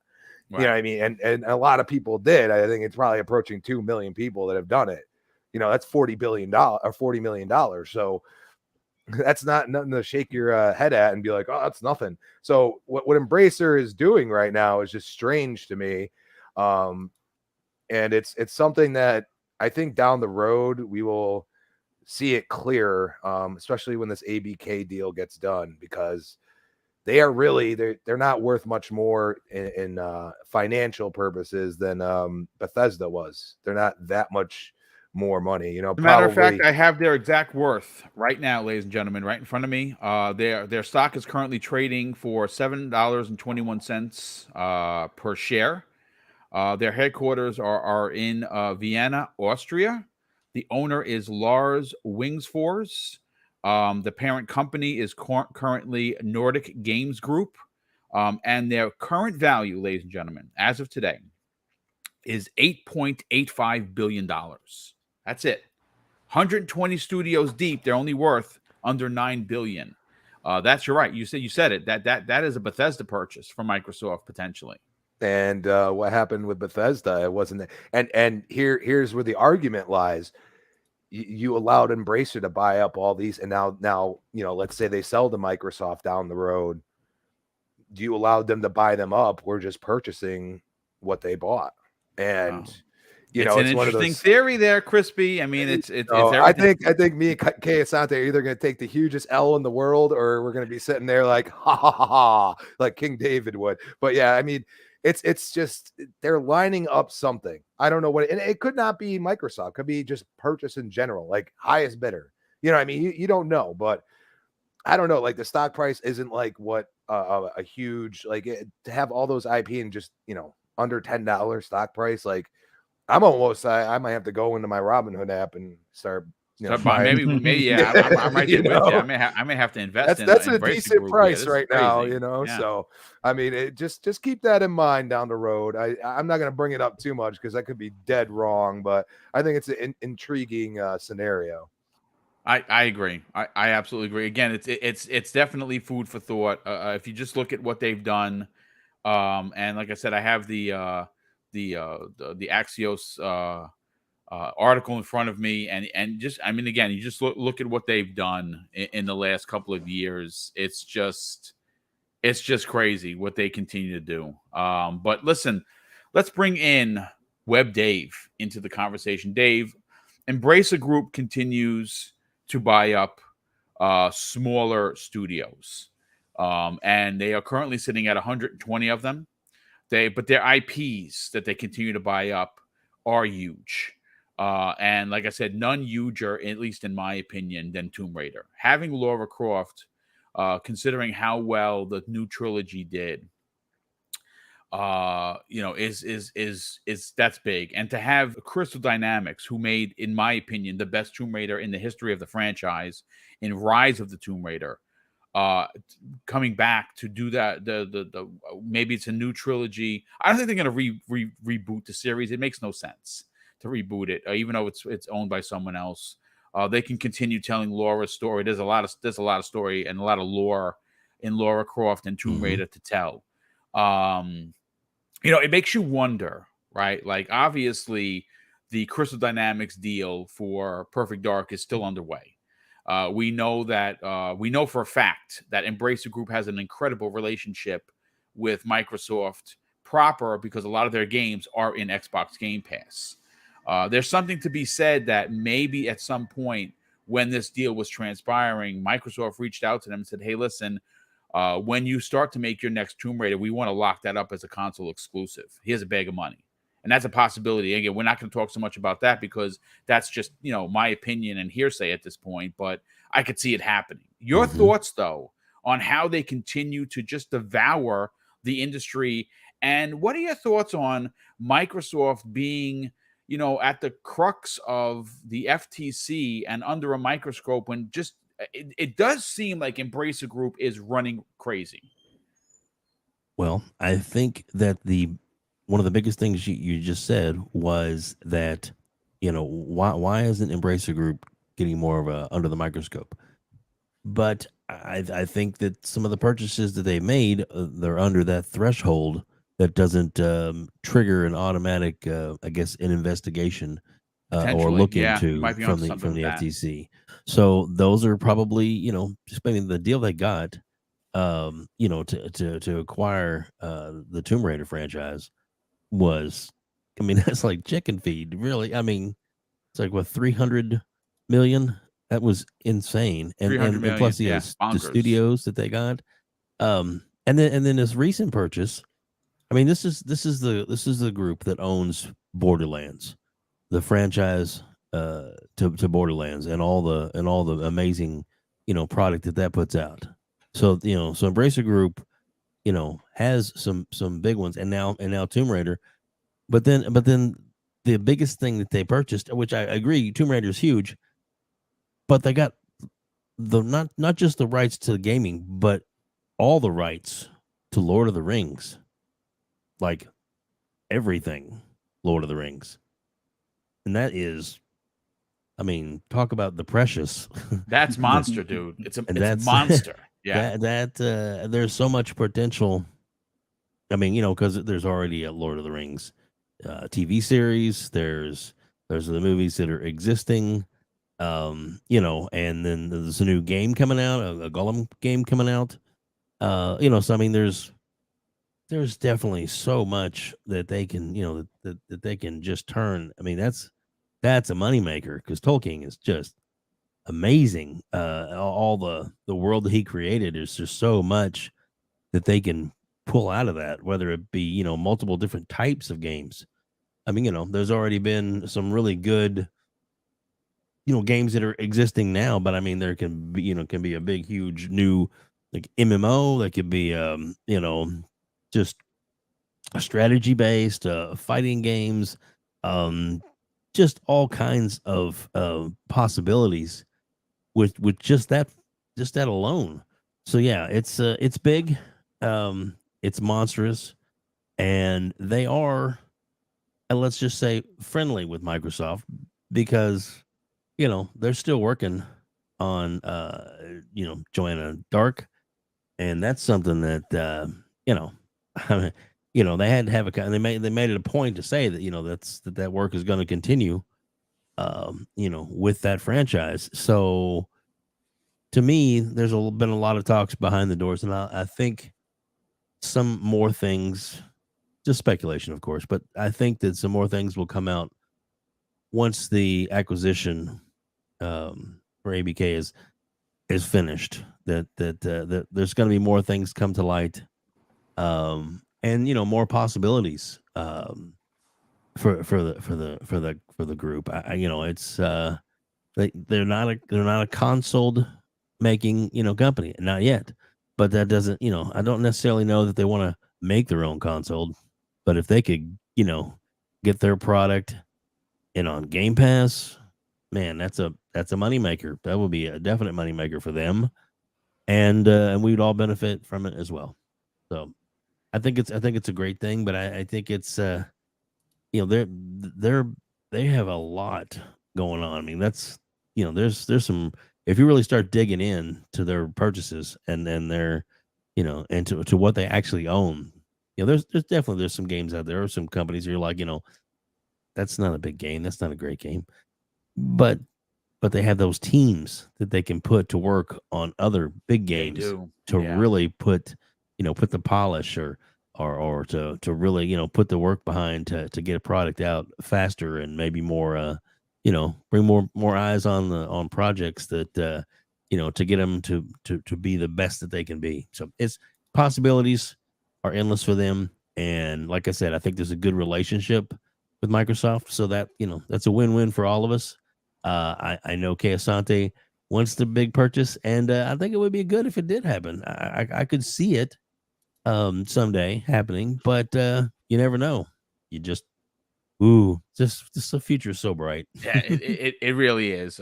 Listen, folks, I haven't forgotten about the KI topic. We're going to get to that momentarily, but I gotta say, a giant victory lap for Double Barrel Gaming. We have crossed 11,000 subscribers live on the air. We are at currently 11,015 subscribers. Thank you for making that happen live on the air. I did this exact thing to hit 10K earlier this year on the Iron Lords podcast, and here we are, victory lap number 2 for 2022. Now we just have to start using the locomotion and moving to 12K, and obviously this is a big deal. I can't thank you enough. Awesome, congrats, Boom. Thank you, brother. Thank you very much. Buddy. Thank you, gentlemen. Definitely appreciate that. That's big. That's absolutely big. But listen, folks, we do have Fuzzy to bring in, and then we're going to talk about Killer Instinct because again, Maximillian dude, who is sitting at 1.51 million subscribers, dropped a bomb of bombs video the other day. I watched it 3 times, but just so I can get my mind space about Killer Instinct, and I'm going to break down that theory in a second. Fuzzy, can anyone stop Embracer, and are they in a position to work with someone like Microsoft who has a streaming service that does offer day-and-date games? Could we see a Tomb Raider deal, and are they going to buy any more studios? Well, I definitely think they're still going to buy some more studios. In fact, there's that one that was that undisclosed one because of commercial reasons or something, which leads me to believe that it must be a studio that has an upcoming game that's releasing here fairly soon. So we'll see what that turns out to be. Like, my original thoughts before they talked about the pricing was maybe they picked up one of the WB studios or something. Or Square Enix. Considering they have Lord of the Rings. Yeah, considering they have Lord of the Rings, I was wondering, well, what about it's not NetherRealm, what Monolith? I'm like, I wonder if Monolith goes away from WB, and that's another one that they steal from under Xbox. But nobody's out there, calling their like everybody mentioned earlier, no one's calling their senators or any politicians to block this or anything. I love it. That's great. It's not a monopoly. I mean, 120 versus Xbox trying to get to 40. I mean, come on, But yeah, on their scale of things, I would say they're positioning themselves to be in the same conversation as your EAs, as your Take-Twos, maybe even larger. Like I would not be surprised in a few years if they do try to make some sort of console or platform hardware type of thing to have as their, source box for all of their IPs and stuff. But right now, I think they're pleasantly happy keeping things in like Game Pass, selling them direct to consumer, even, reaching out to like the PS Plus service, because there's a few of their games in there as well. So they're in a great spot. They have I won't say constant revenue coming in, but they have so many games in development that they're going to have a steady stream of income coming in. But I think Crispy and Kayasante might be onto something when it comes to maybe them being acquired down the road, or some of their recent purchases being sold off to a highest bidder type of deal. But it's interesting, definitely interesting. I know a lot of people are trying to figure out if they're going to be the good guy or bad guy in the grand scheme of things. Right now, they're still on the good guy side, although they're starting to look a little threatening as far as if you're looking at it from your favorite or preferred platform and some of the studios that they're purchasing. But I don't think they're done purchasing. If their value was a little bit higher, I would say they would probably be the ones to take over Ubisoft or possibly merge with Ubisoft. But they're about on equal footing with Ubisoft right now as far as cost. But Ubisoft has manpower. They definitely have a lot of They do. Developers. Was it 30,000 strong? So if they ever need more bodies, and I hate to use that term as an old manager in the call center space at one point, if they need more bodies, Ubisoft has them to help them with developing some games. So there's some potential there. But man, hey, more power to them. Hopefully they stay the friendly giant of 120 studios strong and 200 IPs, and hopefully they keep on putting some good ones in Game Pass and PS Plus, and maybe one of the major platforms picks them up later on.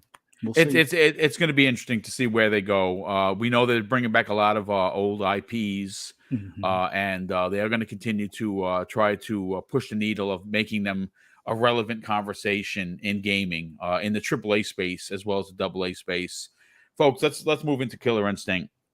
But before I do that, Gerald Mack drops an outstanding $5 super chat and says, "How do the Embracer Group evade all of the regulatory businesses that go into buying studios?" Shout out to Double Barrel Gaming. Yeah, it's a good question. Someone had put in the chat earlier that it's the FTC is only for this country, but it's each region has its own regulatory bodies.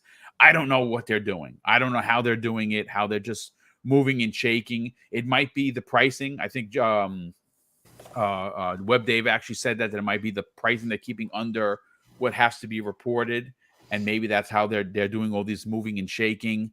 It's again, it's going to be an interesting conversation. And Smitty Smith, our good brother, who has been a member, for 29 months of Here Comes the Boom. Thank you for that, brother. He says, "Congratulations, Boom, for hitting 11K subs. The Book of X, indeed." Big shout out to the chat who are congratulating me for that. Thank you so much. But listen, let's get into Killer Instinct and why this is a conversation. Should it have been the first conversation? Maybe, but there's a lot of news breaking. And Killer Instinct is something that I have been banging the drum along with Maximillian Dude for years. Killer Instinct was a launch title on the Xbox One. It was and still remains to be one of the best fighters out there. It is polished. It has seen 2 developers come and go.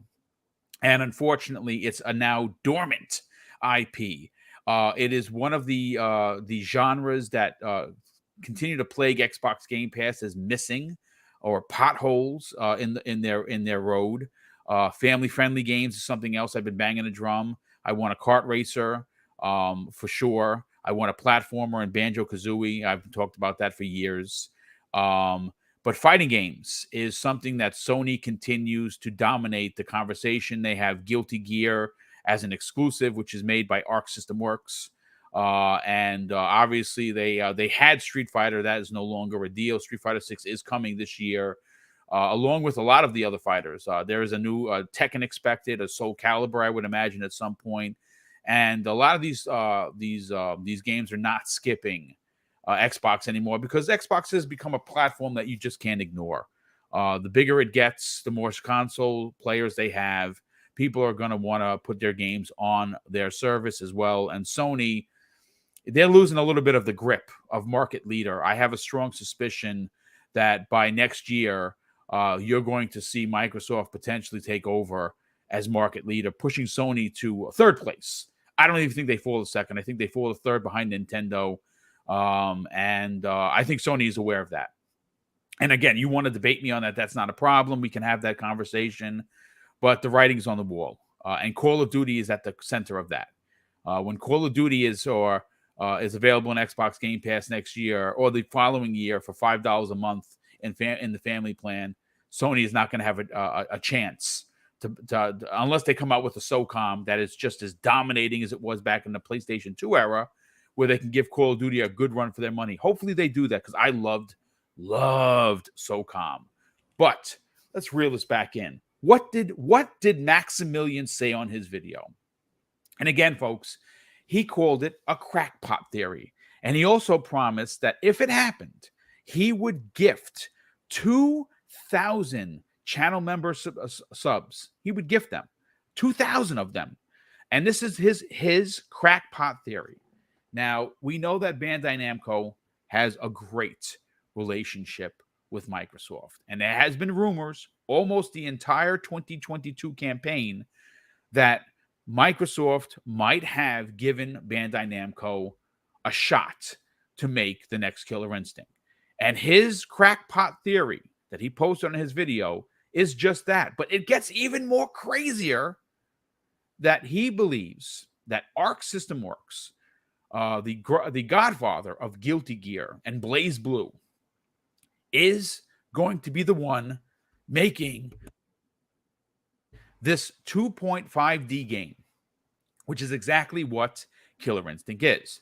And to be honest with you, not only is it a madman's theory, but it is the best possible scenario. And if it comes to fruition, OMFG, that is going to be an outstanding. Crispy, what do you see a world where Arc System Works, who notoriously works with Sony, who's not currently doing anything, could you see them taking up the mantle and bringing us a brand new Killer Instinct on the under the banner of Bandai Namco? Is that a match made in heaven? Match made in heaven for KI? I could see it. It's one of those things, like, we all go pie in the sky once in a while. I understand he's a big influencer, but unless he knows something, it definitely is a slightly random to say Arc System Works as a developer. I mean, we do want, Xbox to branch out a little more. I mean, they've kind of started that, working with Avalanche and some other, developers that, they haven't worked with before. We've all speculated that, possibly, purchases down the road and stuff like that. I mean, the one thing is that, Arc is has a niche in these type of things. Is it able to adapt to what KI is and hopefully not ruin the game for some people? Well, I mean, it is a 2.5D game, and they are the masters of that. You know what I'm saying? Like, it would not be a Guilty Gear game. It would be a Killer Instinct game with the monster combos and everything that the ultra combos that we know. Ultra. Yeah, I mean, I see what you're saying. And that's it makes sense. It does make sense. Like I said, if he knows something, then we're gonna find out at some point, because I don't feel, because Microsoft's been so quiet about KI, I don't feel they're just gonna let the IP die, especially when it comes to... Phil, it's funny you say that, because Phil Spencer and Matt Booty, actually this came out of Phil Spencer's mouth. He said that him and Matt Booty have this conversation yearly about Killer Instinct, and it's not about do they want to do it? They want to do it. They just have to find the right developer to make it. And that's one thing I'll say. I mean, Arc sounds like the right one for it. I always caution myself when you work with somebody new or you haven't worked with. We've seen a lot of stuff happen to Microsoft when it comes to that type of thing. Killed IPs and stuff like that. So I'm cautiously optimistic about this, but you need to figure out KI because you don't really have an exclusive fighter, or you're not considered, in the same realm as your competitors for fighting games. And we need to start seeing something in the fighting genre 100%. from Xbox. And that's what's important to me at this point. Even going to like a Smash style with all the characters that we have would be pretty awesome. And make it your own. I mean, Smash has been out for over a decade, and it's like it's starting for people to get a little repetitive because it is so similar. And I think KI is a perfect palate cleanser for some fighting enthusiasts. You know what I mean? And I think it's something that will really bring something different that hasn't been done in a long time. It's been almost 8 years, and the way they launched the newest Killer Instinct was not smart. I'm sorry. Like I used to love KI, and then I'm like, oh wait, I got to purchase every character. Obviously they changed that over time, but this is where I go and say Microsoft is willing to experiment. You know what I mean? And they didn't experiment, and now it's time to give us a KI proper, as I like to call it. And I think, if Ark's doing it, I'm intrigued. Definitely intrigued. Absolutely. Real quick, Justy Spud in the chat says something funny. Xbox has a graveyard of IPs. They will be resurrected in the name of God Howard. I love it. That's great. That's good stuff. Fuzzy, let's bring you in on the conversation, brother. Mhm. KI developed by Arc System Works, published by Bandai Namco. I mean, for me, that sounds like a win-win. What are your thoughts? Well, I remember hearing rumors before about Bandai Namco being as far as one of the options, possibly working on a Killer Instinct. But after watching Maximillian's video, it makes sense because I wasn't aware that Bandai Namco didn't always make their own fighting games. It was a lot of times sourced out to Yeah, 100%. other studios. So that's where this Arc Systems Works comes into play. And considering how Guilty Gear Strive did and things like that, I would say it would be an interesting approach. I still hold a special place for possibly NetherRealm getting involved. Me too. But I agree. if that can't be, I would be all for Arc System Works giving it a try. And hopefully we see something of a Killer Instinct within the next 2 years. But there have been crazier things. Like if you had asked anybody in the gaming space 2 years ago, oh, is Microsoft going to purchase Activision? Nobody. I mean, the closest I said was that Sarah Bond might go over there because they'll offer a big check to run the company to hopefully build them back up. But that's as close as anybody I think would have thought as far as Activision being picked up by Microsoft. So, Arc Systems doing a basically contractor work for Bandai and building a Killer Instinct 2 for us would be awesome. I mean, Yeah. I fingers crossed. Let's hope it's something along those lines. If NetherRealm can't be, put to good use on that. But I agree. I cool. would love NetherRealm. Ed Boon would again. Ed Boon said something earlier this year that set the internet on fire. He was quoted in saying that he's currently working on something that is very, very different from Killer Instinct, and that if he says any more, he's going to get in trouble. And I immediately equated that to, of course, KI, because he's talked about KI. He's talked. Noob Sabat or Ed Boon on Twitter has talked about KI so often as if he is the one developing the game. It's crazy how many conversations he has talked about this and stirred the pot. I think there's something to it, but again, just let KI2 be amazing, and there is your character fighter. That is the opportunity to bring in Doom Guy, Master Chief, someone in the power armor for Fallout. I mean, Joanna Dark.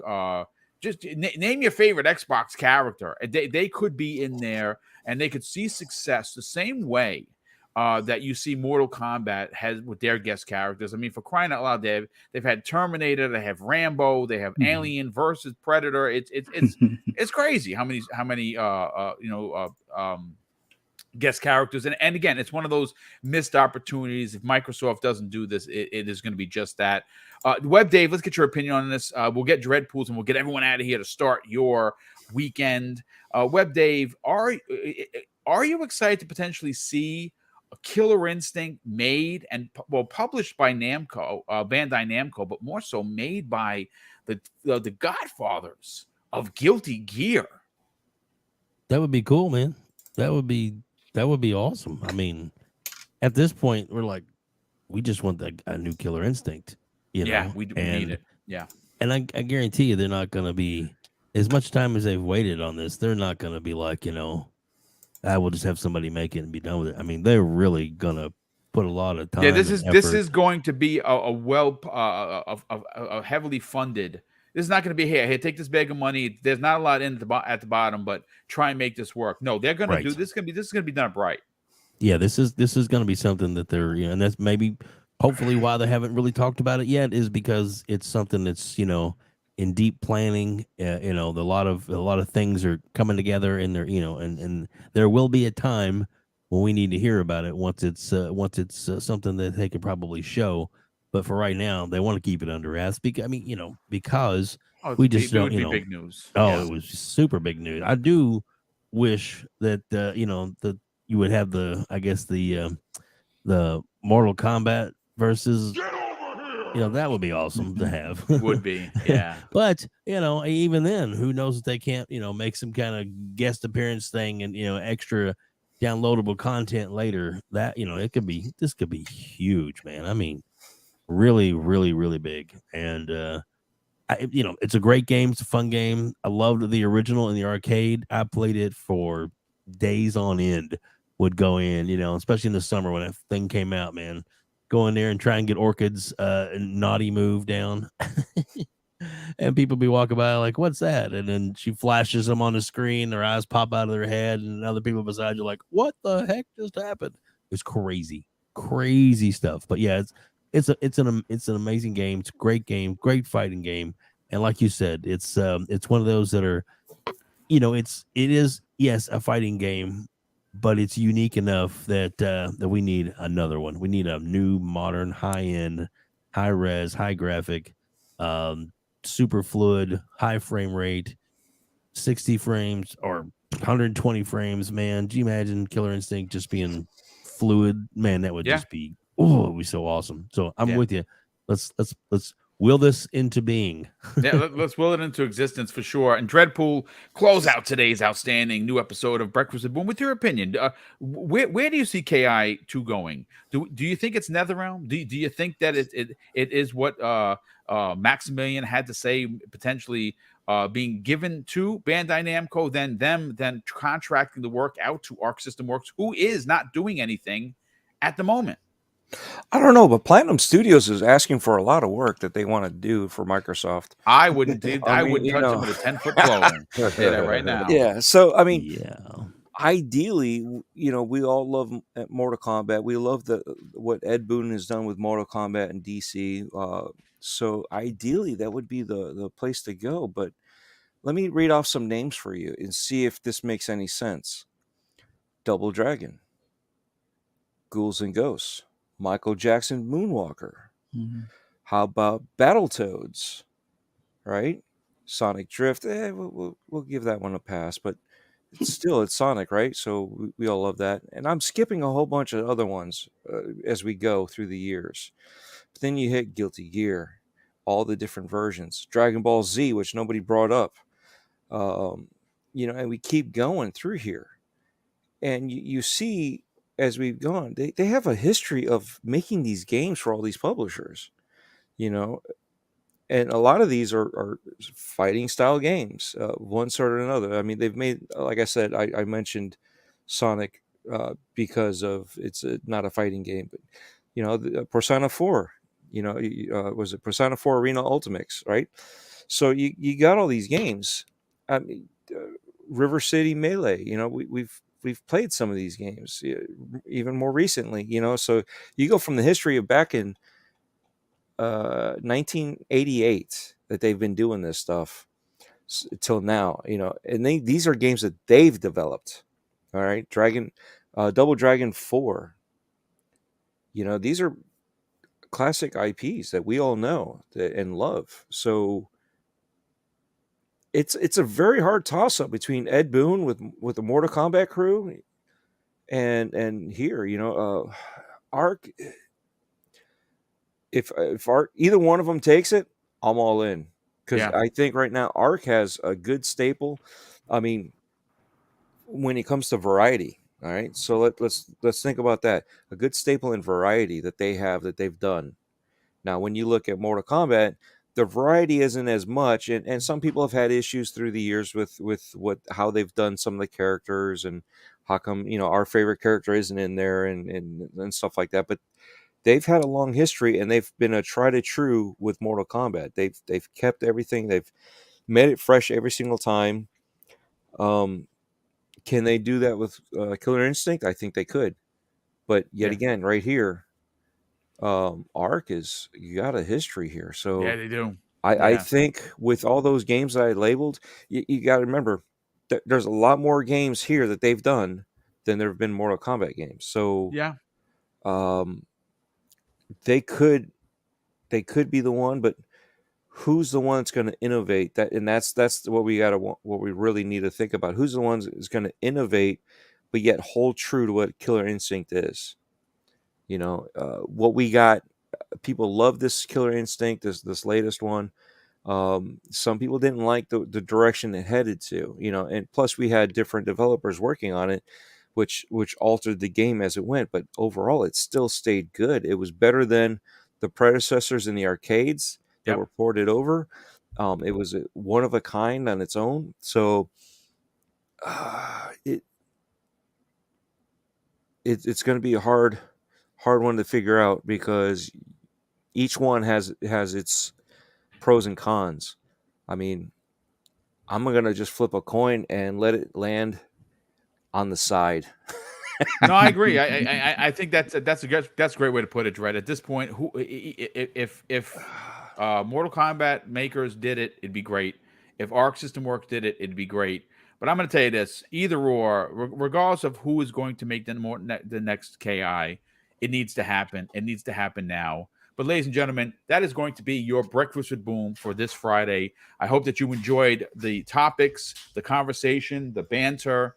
Obviously, let's get to the outros, and we'll say a big thank you to there was a super chat that came in from Jacob Novak, drops an additional $5 super chat and says, remember my question for Box and Burgers show? I asked that because I highly believe Xbox plan is to own all three big ones, Ubisoft, WB, and EA. Congrats on 11K. Thank you for saying, and that would be bonkers if they did. But only time is going to tell. Dreadpool, sell your brand, brother. Tell everyone where they can reach out to you on social media, but more importantly, check out Breaking Bread with Dread. Yes, we're not baking yet, but you're not baking yet, but you are breaking. I am working on baking too, so don't spoil that part for me yet. So thanks, Crispy, for coming in. It's been a long time since we've had the Illuminati back here for with the, one of the originals. So definitely thank you. Eat more tater tots. So as always, thank you to the chat. You guys make this show rock. Love seeing all the good comments. Love seeing the interaction. Love the support of the channels, because I mean, you guys have pushed me up a couple steps each way, and I see you guys subscribing to my channel too. But I mean, congrats, Boom, for hitting the 11K. So we this is a team effort, not just our show, but the other shows that Boom does and produces. So, everybody, deserves a round of applause for helping Boom get there, especially the chats that show up and support Boom every single time. So for Breaking Bread with Dread, you can find it on Anchor, Spotify, Apple Podcasts. I just got a phone call yesterday, and I so want to talk about it, but I can't because I don't want to jinx it. So we'll leave it at that.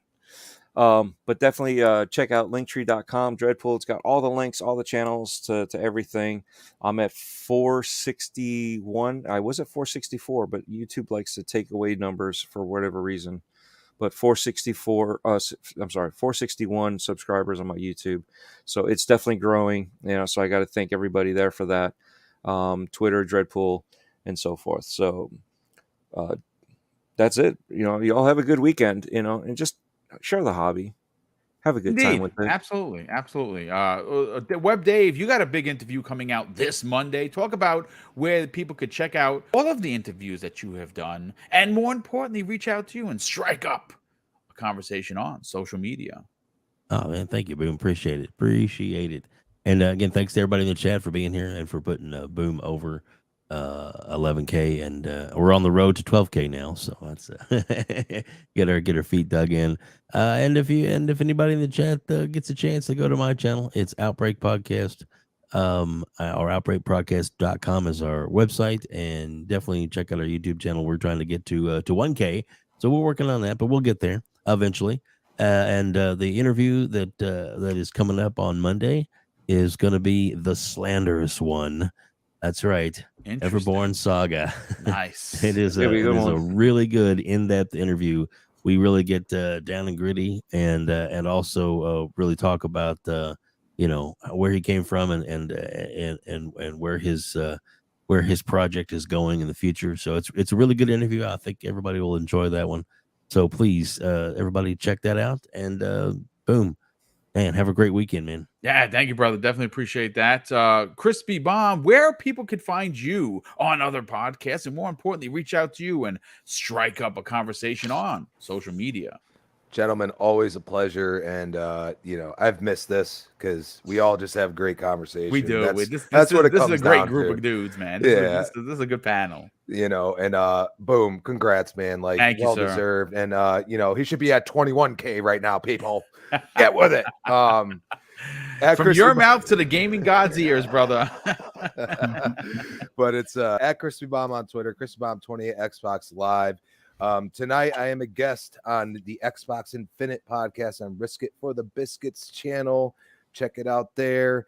And then Retro Renegade 7 p.m. Tuesday night. We got Primetime Gaming Wednesday 7 p.m.